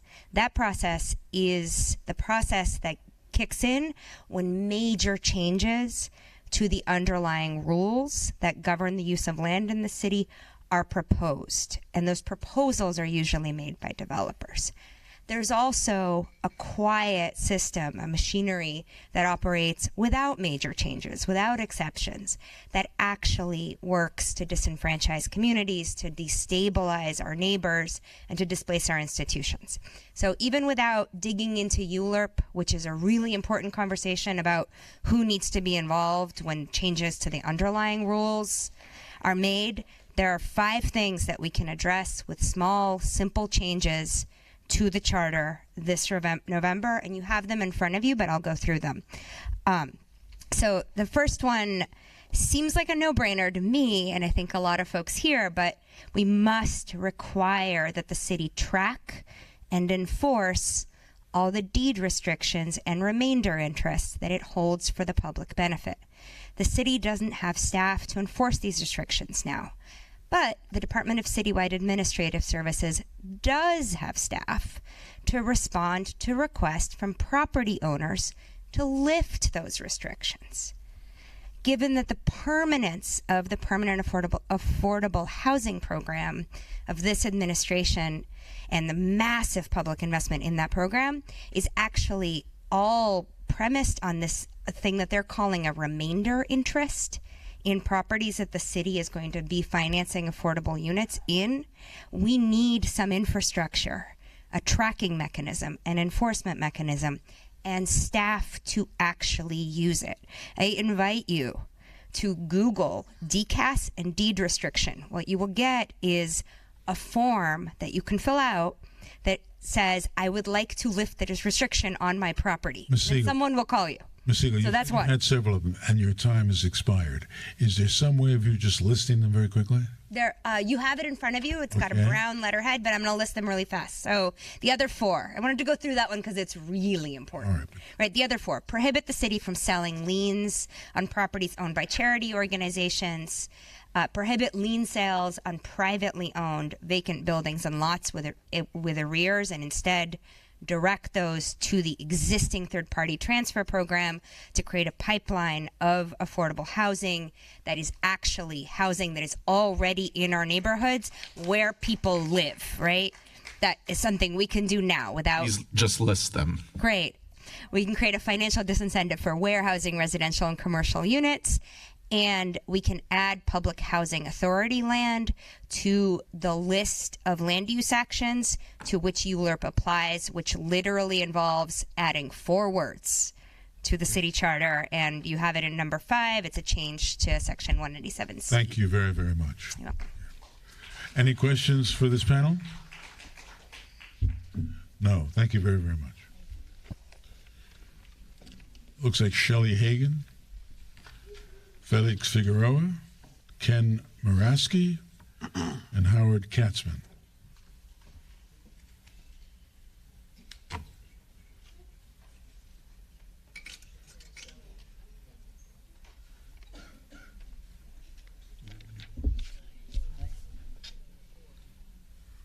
I'll give you one more. That should be full. Yeah, but they didn't. Good evening. My name is Shelley Hagan. I belong to Fulton area coming together. Hold on 1 minute. Sorry. Let me bring Aaron Highland up if the fourth member of this panel is not here.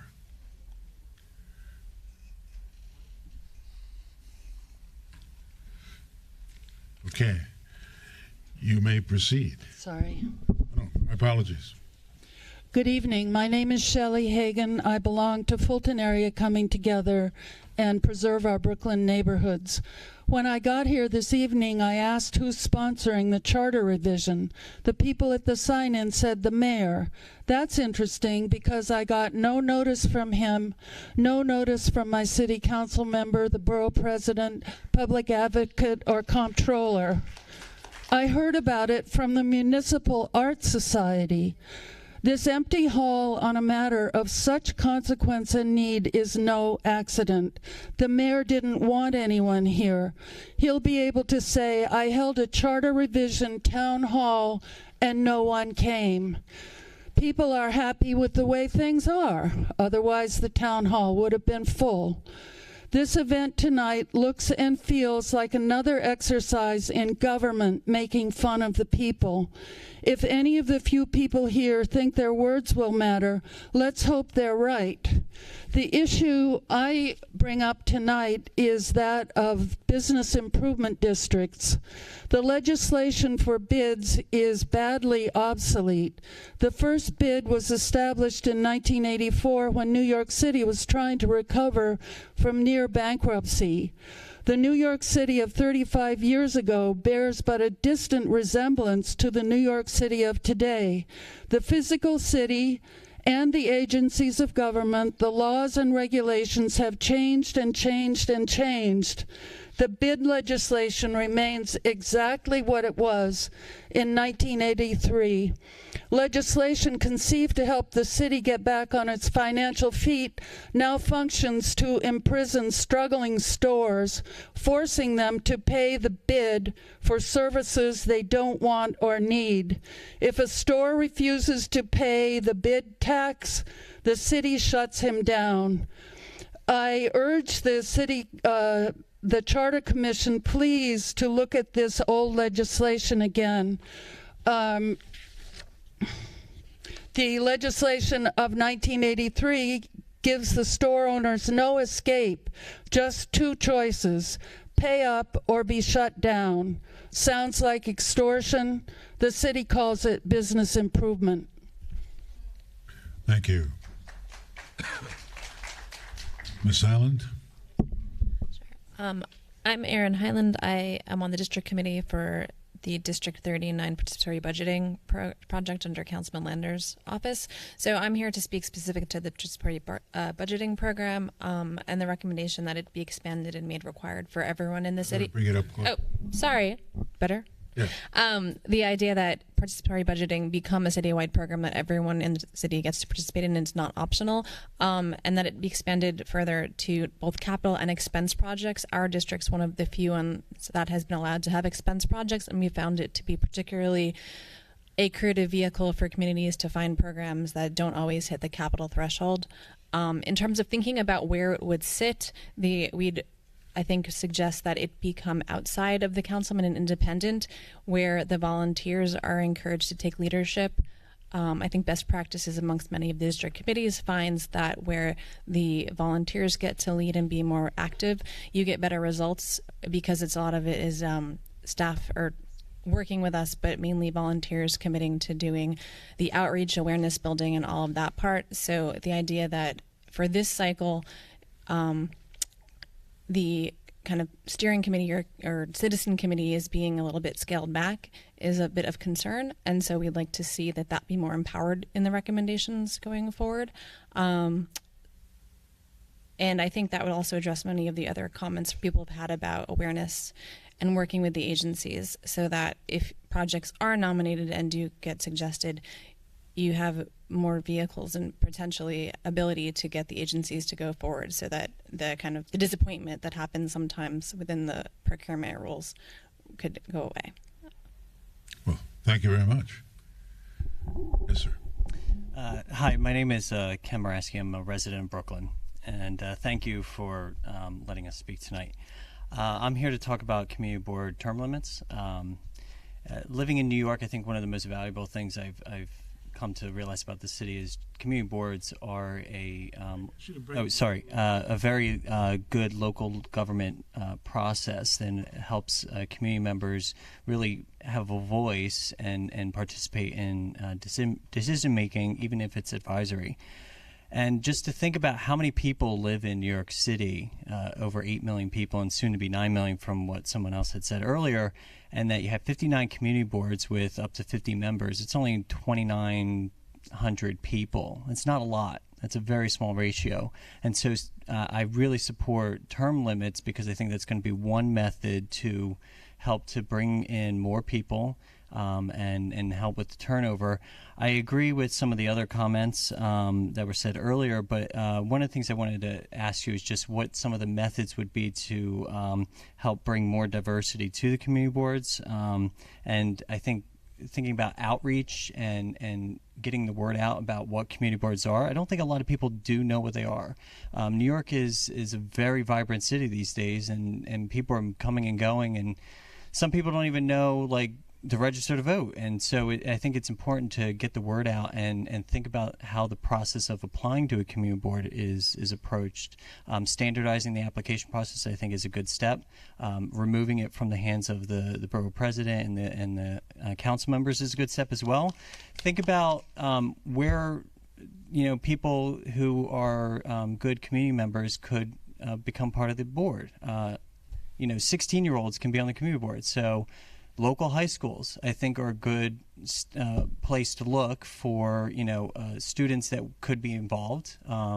Community shareholders, there's many organizations and communities all over the city who are invested in their community. Maybe they can propose people to be on community boards. So there's definitely resources or sources of pools of people out there that if we just reach out to the communities, and I was going to say bids, but that might not be a good one. So it's something to consider, is really opening up the pool, the community boards to more people. Maybe think about dividing up into more community boards, or adding a higher threshold of how many community board members there can be. That could also widen the pool as well. So thank you for your time. Thank you for your suggestions. Thank you very much. Yes, sir. Good evening. My name is Howard Katzman, and I'm part of the New York City for CETA initiative. I came here in consideration of a citizens initiative to be a part of the New York City Charter Revision. I came with a group to describe an initiative to incorporate gender non-discrimination into the New York City Charter. It is an initiative that incorporates an objective means of identifying the discrimination and a way to resolve the discrimination it discovers. It consciously makes an effort to include the public in these actions. This initiative has been developed by taking over 4 years, building a coalition, and listening to the ideas of the public and government leaders. In fact, some of the commissioners must have heard about this initiative, as some of your organizations are members of the coalition. When we held a daytime news conference on the steps of City Hall, over 200 people participated. Over 100 organizations were represented. The diversity of gender, women, men, LGBTQ, gender nonconforming, the diversity of age, the diversity of ethnicity, the diversity of race, and on and on. Last night I came to the hearing in the Bronx, and I was shocked at the pitiable turnout that did not seem to bother anyone. It seemed like most of the people there were members of the community board. Here in Brooklyn, I'm glad we have a few more, but not enough to really do this. And again, the representation is community board members, not civic organizations and community members. So the other part was that last night there was a lot of talk about community boards and how they're chosen. And it seems, if they're chosen by government, just seems that by elected officials, just seems incestuous and not answering the community. You mentioned that the electing them was problematic based on size and everything else. As an alternative, what if it was done by petition? If people who wanted to do it had to go into the community, talk to members of the community, give them an idea of what it is the community board would do in order to get signatures, it would be an interesting interaction. Anyway, thank you very much. Thank you. Any questions from the commission members? Well, I had one, thank you. Yes, go ahead. I'm sorry, the third panelist.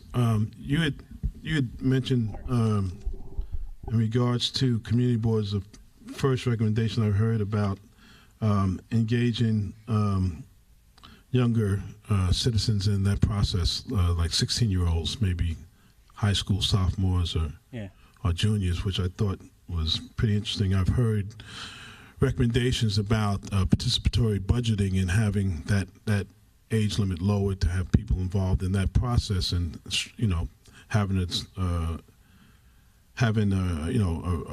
a defined structure throughout the city. But this is the first time I've heard someone talk about lowering the age for community boards. I thought that was interesting. Could you just elaborate a little more about? Oh, no. It's already at 16. Oh, I thought you were saying that you were lowering. No. Sorry if that wasn't clear.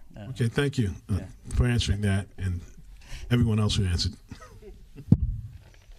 Thank you very, very much. Thank you. There wasn't enough people.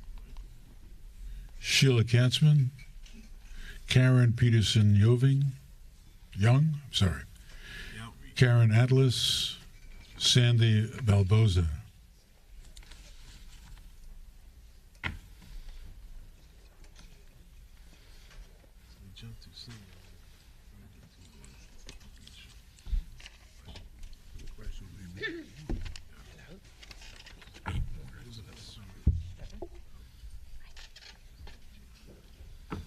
You may begin. Hi. I've lived in Bed-Stuy in Brooklyn since 2011. Your name? Oh, I'm sorry. My name is Karen Peterson Young.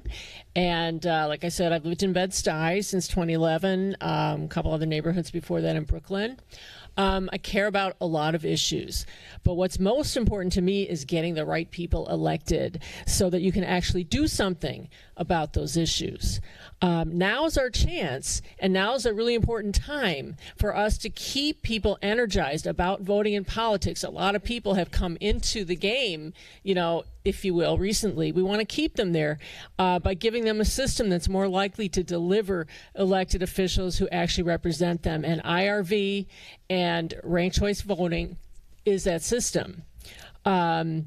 In New York City, we often have 6 or 7 candidates running for an office in the primary, and that maybe sounds good, lots of choices, anyone can run. But in the system we have, it actually is not a good thing because it means that people can win an election with a very small percentage of the voters. I want to describe just such a crowded primary that went down last month in the 19th Congressional District in the Hudson Valley. Ira Glass and This American Life did a great show about this race, radio show on the race and candidate Jeff Beals, and I would recommend that you all go and listen to it.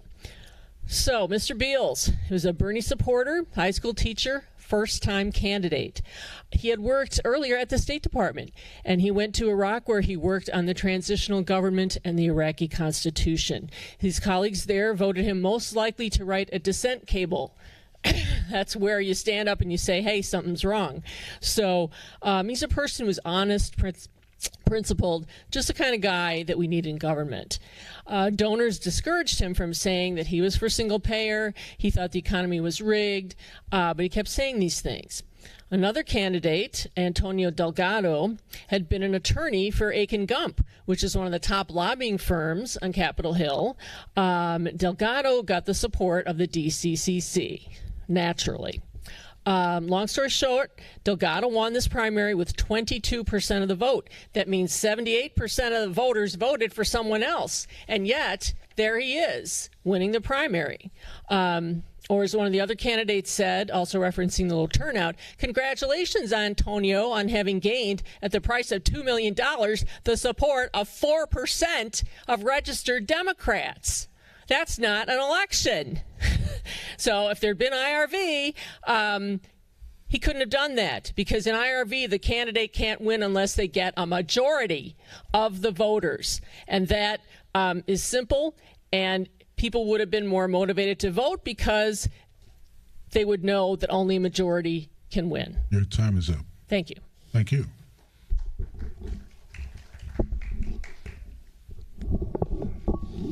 Good evening. My name is Sheila Katzman. I'm a retiree of the United Nations. I am president of the International Association for Women in Radio and Television, USA. And I'm here on behalf of the New York City for CEDAW Act Steering Committee, that's CEDAW, Convention on the Elimination of All Forms of Discrimination Against Women, a coalition of over 300 organizations in the New York City area. We're here because we want the CEDAW framework to be included in the city charter. Let me provide some more information on who we really are. CEDAW is an international treaty that defines various types of discrimination against girls and women and establishes guidelines governments can follow to end this discrimination. To date, 189 countries have ratified CEDAW, while 99 have signed. Since the United States has only signed through President Carter in 1980, the treaty has no binding effect on its laws and policies. Given the reality, the Cities for CEDAW group arose in an attempt to propel CEDAW compliance nationwide at the local levels. So far, 9 cities have adopted the CEDAW framework, and over 25 cities have passed solutions with passage to full ordinance. CEDAW's core objective is to propel governments to eliminate all forms of discrimination against all women and girls. The goal is to, 1, investigate within city agencies to identify city laws and policies where discrimination against girls and women can be found. 2, work public and government to perform work with the public, and government to perform community need assessments. And 3, create a concrete plan of implementations and accountability to improve practices. Like previously stated, CEDAW provides a comprehensive framework for governments to examine their policies and practices in relation to women and girls and to rectify discrimination based on gender. This will be the first comprehensive review of the Charter since 1989, and New York City has the potential to integrate CEDAW framework into the new Charter. CEDAW is the framework most helpful for the City Charter given the state of the city on issues of gender. Include the New York City for CEDAW framework in the city's charter is the best way for New York City to demonstrate the commitment to eliminating discrimination against girls and women. I'm wrapping up. And actively take steps toward preventing discrimination as one of the most progressive cities in the world and host of the United Nations. It is time for New York City to take a public and leadership stance on this. Thank you. Thank you. Hi, good evening. I'm Karen Atlas, and I want to express my appreciation of the Commission, but also of my neighbors who are here still this late into the evening, and all of the great points that have been made so far. Basically, I want to talk about civic engagement, and in two ways. And my headline for what I want to talk about is how can we be more imaginative about our community engagement, and how do we build that into the structures that support it in the city. So number one is participatory budgeting. I've been very involved in it. I'm on my district committee. I'm on the citywide committee. And I'm very excited about the model where residents are in a leadership position working with the city and working with nonprofits. And I think that the structures that promote that are really important. I believe that an independent Office of Civic Engagement can be very helpful with that. I think that PB should be expanded. More money should be put in it. It should be capital and expense. And really importantly, it shouldn't just happen. It should have the organizing support so that it isn't just the usual suspects, but really there's organizing involved so that everyone is encouraged to participate. And that takes work. That doesn't just happen. I want to speak for the Independent Civic Engagement Office. I am totally not interested in more bureaucracy, but I don't see it necessarily as being that. I see it being a facilitative body rather than one that dictates from above. I think that by being independent, it could help really be proactive about bringing all of the incredible civic participation happening around the city. I direct a group called Arts and Democracy. We grew out of a couple of national civic engagement initiatives, and there is what I want to speak for is when you develop, when we start designing this office or this collaborative, to really think about all of the creative and cultural and arts forms of civic engagement around the city. And just to give a few of them, after Hurricane Sandy, there was incredible civic engagement, both with the city but also from the grassroots. We led at the Park Slope Armory, we had over 100 volunteers supporting the evacuees there, and this was the cultural community. There's youth media initiatives that really engender the leadership of young people. And there's Theater of the Oppressed that has legislative theater. These are just a couple of examples. I want to name them because sitting here and testifying is one form of being engaged. A lot of people are involved in other ways that are more inclusive to them, and I hope we can support them as part of this office. Thank you very much. Thank you.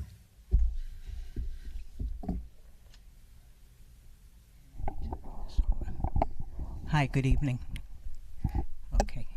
I'm Sandy Balboza, a 48-year resident and property owner of 321 Atlantic Avenue in Boerum Hill, Brooklyn, and I'm active in my community. I want to focus on land use issues. The Department of City Planning does zoning without planning. They aggressively upzone areas of interest to developers. City planning works with developers and public-private partnerships to override existing zoning regulations that protect neighborhoods in order to favor these special interest groups. New York City must have a comprehensive long-term planning strategy that includes community-based planning in order to address a growing population while sustaining a healthy and vibrant city. Therefore, community boards should have more power. I know there were some issues about community boards, but I'm talking about land use policies, and more resources to hire a full-time planner with expertise in zoning and community-based planning. Community boards are only advisory, even though they represent the voice of the community. And sometimes they do get political, and doesn't work 100%, but it's what we have. Public-private partnerships are too powerful and should be eliminated. The Empire State Development Corporation, which is the state, the New York City Economic Development Corporation, and the Education Construction Fund, just 3 to mention, promote developer-driven projects. The community is left out of the planning process when these partnerships partner with developers. Selling public land, that's my next point. The city should stop selling public land to for-profit developers. Any housing built on public land should be built by not-for-profit developers and be 100% affordable for low and middle-income seniors and the homeless population who struggle to live here now. And that's it. Thank you. Thank you very much. Any questions from the panel? Well, thank you very, very much for your testimony.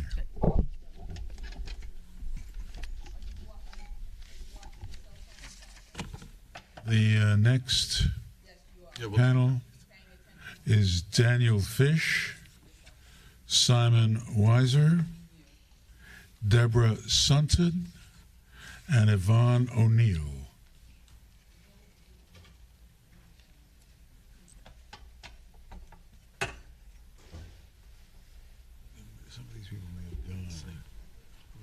Let's see who came in. This is Yvonne O'Neill from last night. Do we have any more? Yeah, we have one. I don't know which one. David Cohen.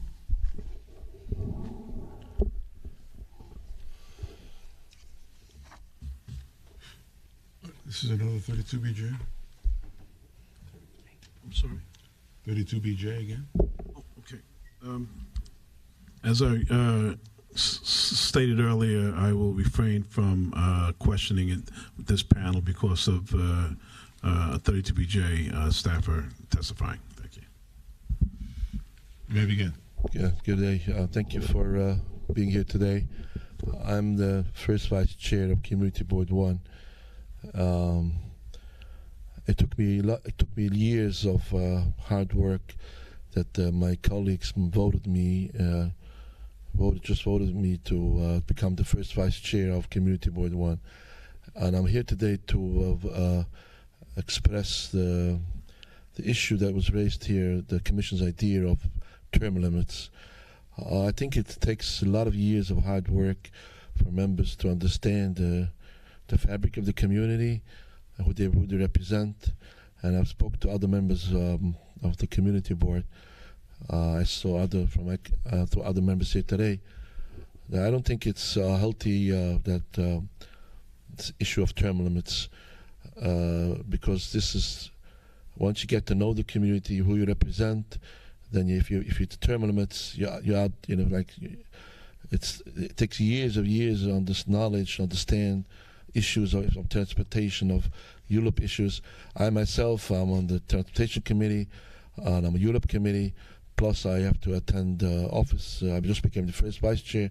It's a lot of commitment. I'll give away hours of work, and I feel that just changing the press of, like somebody mentioned before, young people, they don't know what a commitment this is, and I feel that all the testimony we heard before, most of them was from regular board members.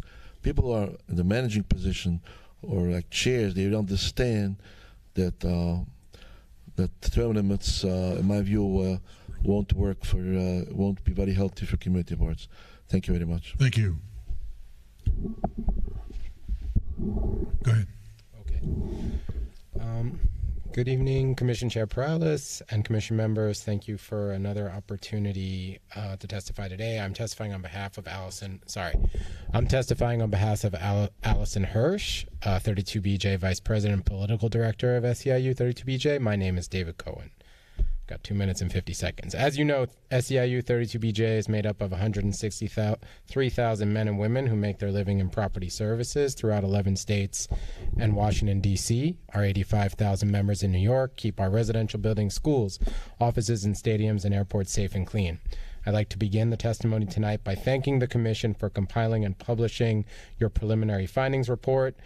We understand that on the recommendation to change the treatment of one core issue for our membership and our leadership, campaign-coordinated member-to-member communications, you've heard our arguments in support, as well as the support of other membership-based labor and community organizations, including 1199 SEIU, including Make the Road Action Fund, and you've heard the arguments against the recommendations and have concluded that the question requires further examination and study. To this end, I'm here today to reiterate and underscore our argument. The Charter should be revised to clarify that the expenses for creating, producing, and disseminating communications within a labor or membership organization are not deemed to be in-kind contributions to candidates in municipal elections. As you know, I'm just going to move up a little bit. As you know, member-to-member communication is an essential feature of how unions work. On everything from bargaining issues to political electoral work, our members are the best messengers to share information with other members. The current interpretation of the NYC Campaign Finance Board and the Campaign Finance Act, the CCFA, treats membership communication when coordinated with a candidate as if it was communication with the general public. I'm going to not make the time limit. This severely limits our ability to communicate with members about our electoral work, and it undermines participation and mobilization of our members, including Felix Figueroa, who you heard from before, including Saul Hernandez, who testified in Queens at the first meeting, including Stephen Yearwood, who testified at Botanic Gardens at the Brooklyn meeting, as well as our 85,000 members across the city. Before the CFB deemed coordinated membership to be in-kind contributions, Local 32BJ ran a strong volunteer program, recruiting members to participate in door knocking and other electoral activities. These members were excited to see candidates and meet them. In the 2017 elections and other municipal elections, they can't meet the candidates. It's confusing and it doesn't make sense, and it's a really hard conversation to have with members. I'm going to wrap up. To this end, we're recommending that the Charter should be revised to clarify that the expense for creating, producing, disseminating communications within a labor or membership organization are not deemed to be in-kind contributions to candidates in municipal elections. I've attached and I'll submit in writing testimony that provides a deeper examination of these issues to aid in your committed continued study. Thank you. And we support the civic participation initiatives of the Charter Revision Commission, and that will be submitted in our written testimony as well. Well, thank you very much. Good evening. My name is Deborah Sitton. I'm a member, I live in Community Board 2. I have a background in engineering and project management, architecture. Just put the microphone close to you. You can't hear me.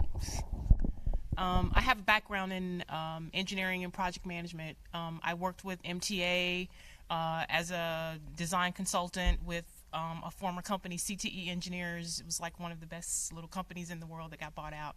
But a lot of the things that are happening in New York City, I assume they're probably illegal because the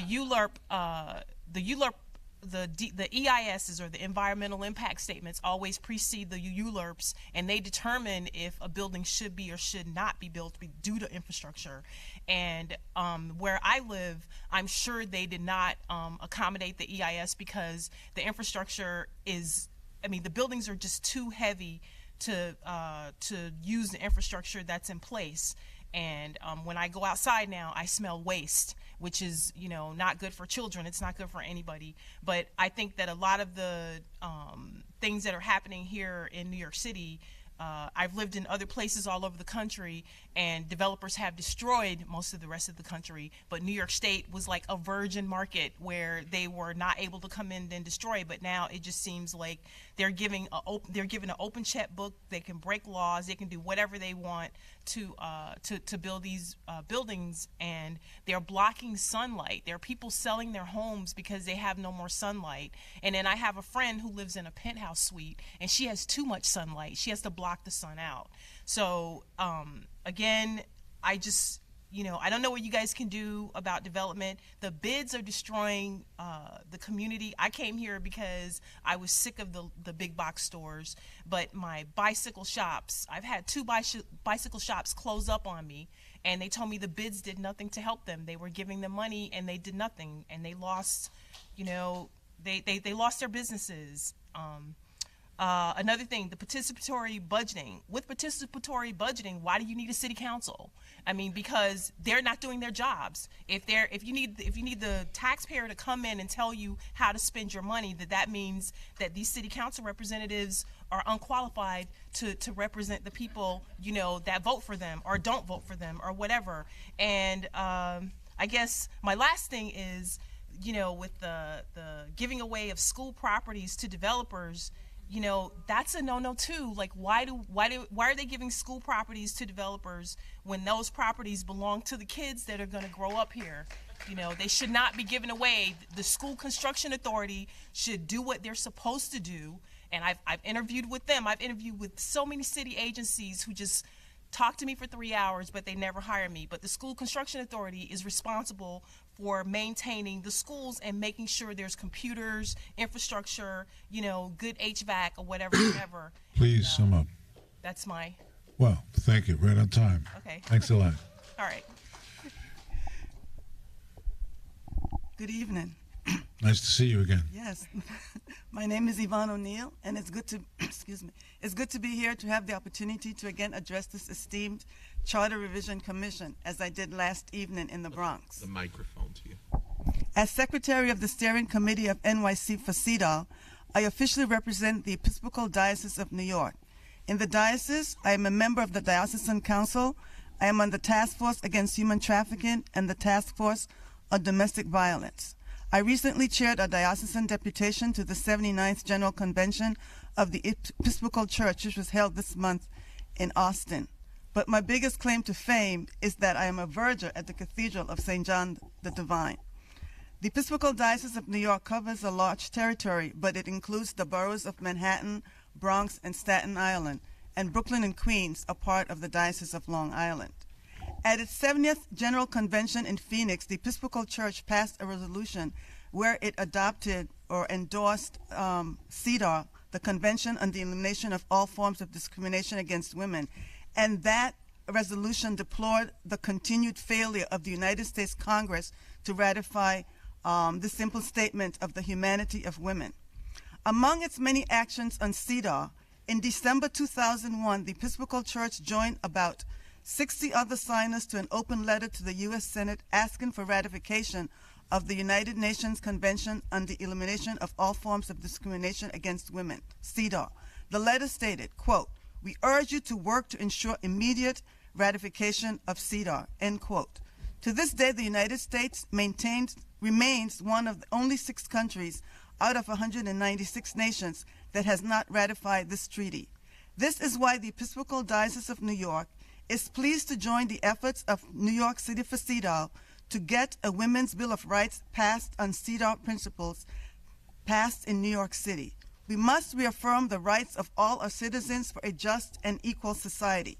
We believe that now is the time for the city to incorporate the principles of CEDAW in the charter revision. This will be a win-win for every woman, every man, every girl, every boy. And New York City will indeed be the beloved community that the late Dr. Martin Luther King Jr. spoke of. And I quote Dr. King, he said, "The end is reconciliation. The end is redemption. The end is the creation of the beloved community. It is this type of spirit and this type of love that can transform opponents into friends. It is this love which will bring about miracles in the hearts of men." I was using the terminology of that day. Thank you. Thank you. Thank you very much. Any questions from the commission members? Hearing none, let me thank the panel. Thank you very much. We've got one more panel. Suen Chong, James Green, and Lashman Ellis.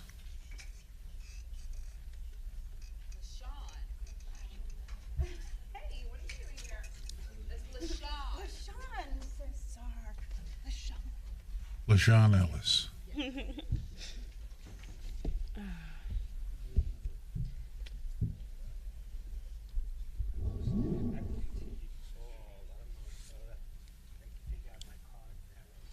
What's your name?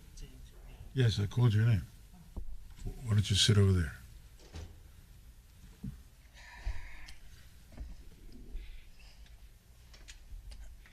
You may begin. Hi, my name is Suen Cheong. I'm a co-founder of the group Concerned Citizens for Community-Based Planning, and I'm also a public member of the Land Use Committee on Community Board 9, which covers Crown Heights and parts of Flatbush.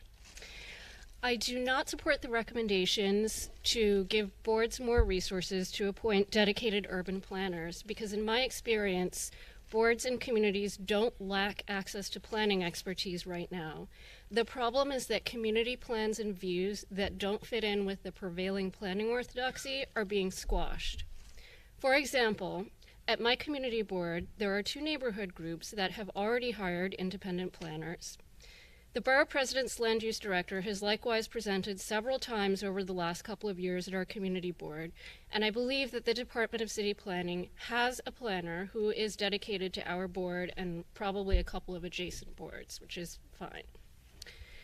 Community boards hiring their own planners has also not helped our communities.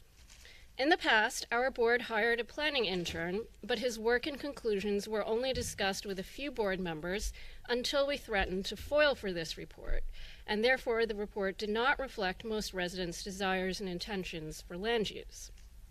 Likewise, at an adjacent community board, which hired a planning intern from a nonprofit foundation, the intern produced a great survey, but then told board members at a land use meeting that the political powers that be had forced her to change her conclusions. As a community member and board member, I want to hear from a variety of different planners and other advocates, whether they work for community groups or elected officials. Our communities are not homogeneous, and neither are the views or backgrounds of urban planners. What is discouraging to me as somebody who has put in a lot of time into civic engagement and my community board is when I see broad coalitions in other communities from Chinatown to Staten Island who have poured time and money into independent land use plans only to see them blocked from even entering the ULURP process when the Department of City Planning refuses to certify them. I would like to see the charter revised to make it clear that other branches of government besides the executive branch can enable certification of community plans when it is clear that they enjoy broad support. Finally, I would like to urge this commission, or at least our elected officials, to prioritize land use issues. Our community district has seen over 2,500 new market rate units be permitted over the last 5 years. That could be 7,000 new residents, plus thousands more in the adjacent community districts. A deliberate policy of allowing overdevelopment through inappropriate zoning means drastic demographic change, and that will affect local elections far more than any tweaks to campaign finance, voting rules, census counts, citizen drives, etc. Thank you. Thank you. LaShawn. Hi there. Good evening. Hello, Cesar. I'm going to talk about term limits and the city planner appointing them to the community boards. I'm not sure how I feel about term limits. I think that it's something that needs to be looked at because you have people who are on the board for 20 plus years, and that seems to be a little too long. then you also 2 years on a community board is not enough time. So I think there are more things need to be looked at instead of just thinking about term limits. I think one of the things that should be talked about is board expectation policies, so that people know what's expected of them when they join a community board. Legal expectations and standards, those things should be looked at closely. And if people are not following those expectations, they need to be asked to leave. Attendance is also a thing. I know there are a lot of people on our community board, their names are announced and I've never seen their faces. And those people need to be held accountable and asked to leave because they should attend the meetings. Members should know that they are at the community board or a part of members of the community board to look after the community's best interest. Members should also be educated about the conflict of interest law. They should be educated on the city charter. They should also know about open meetings law and know about parliamentary procedure and how to follow those rules. Records should be kept. They should know how to keep records, both financial and meeting minutes. At the end of the 2-year term, because I know there's a staggering, people can be elected or appointed in a staggering 2-year term, fellow members should be able to look back at the records and see what contributions each member has made over the time they have been on the board, and whether or not they should continue. I think that the system, there are many ways to strengthen the system, and to me term limits is just a very narrow way of looking at how to deal with community board membership. The idea of a city planner in every community board simply to me is like having foxes guarding a hen house. That's not necessary. CB9 already knows what this would be like. Every board would have a Richard Barak telling them what they should do to protect themselves from minor as-of-right development that's taking place in their community, when all of his suggestions will just bring us irreversible doom and absolutely no affordable housing tied to the laughable MIH program that was voted down by a majority of the city's community boards, hence our advisory role. The real estate industry hobnobbing with our politicians and our cultural institutions is enough. Also, having a real estate lobbyist as the chair of CB9 is also enough. We don't need any more foxes in the hen house. Your time is up, but if you have to finish up, go ahead. No, that's it. That's it. Well, thank you very much. Mr. Green? Yes, my name is James Green. Ordinarily, I aim to attend these kind of meetings with a group I'm affiliated with, Citizens Defending Libraries. We most frequently go to these main library trustees meetings where they have an executive session, I suppose, where they get most of their final business taking place there. I would go along with one or two of the other advocates who've been up here and saying that if I were not associated with the Citizens Defending Libraries and with another person that often comes to these sort of community board functions, Victoria Cambranes, I wouldn't have known about this at all to attend.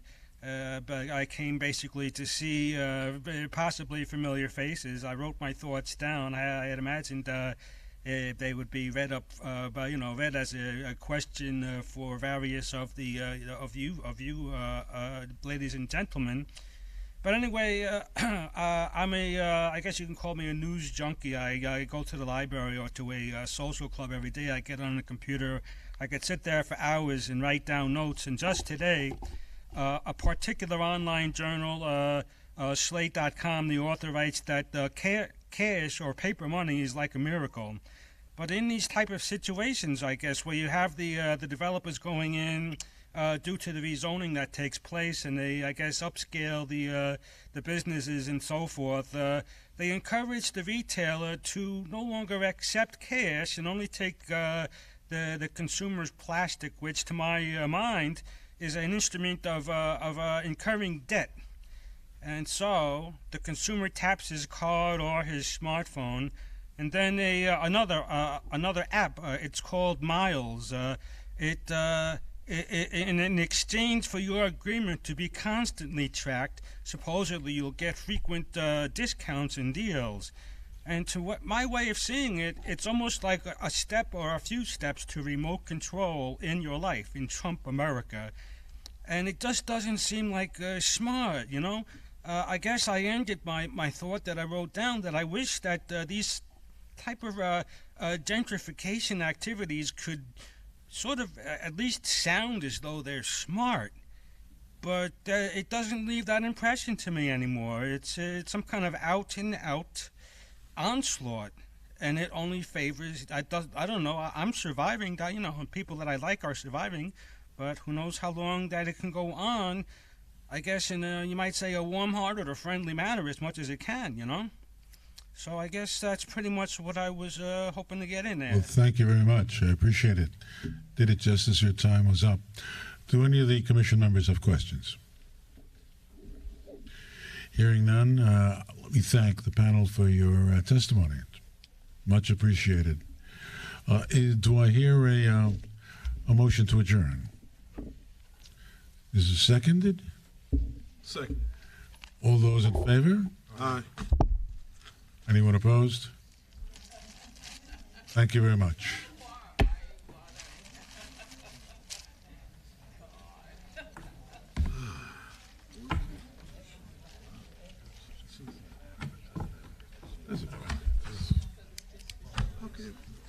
So now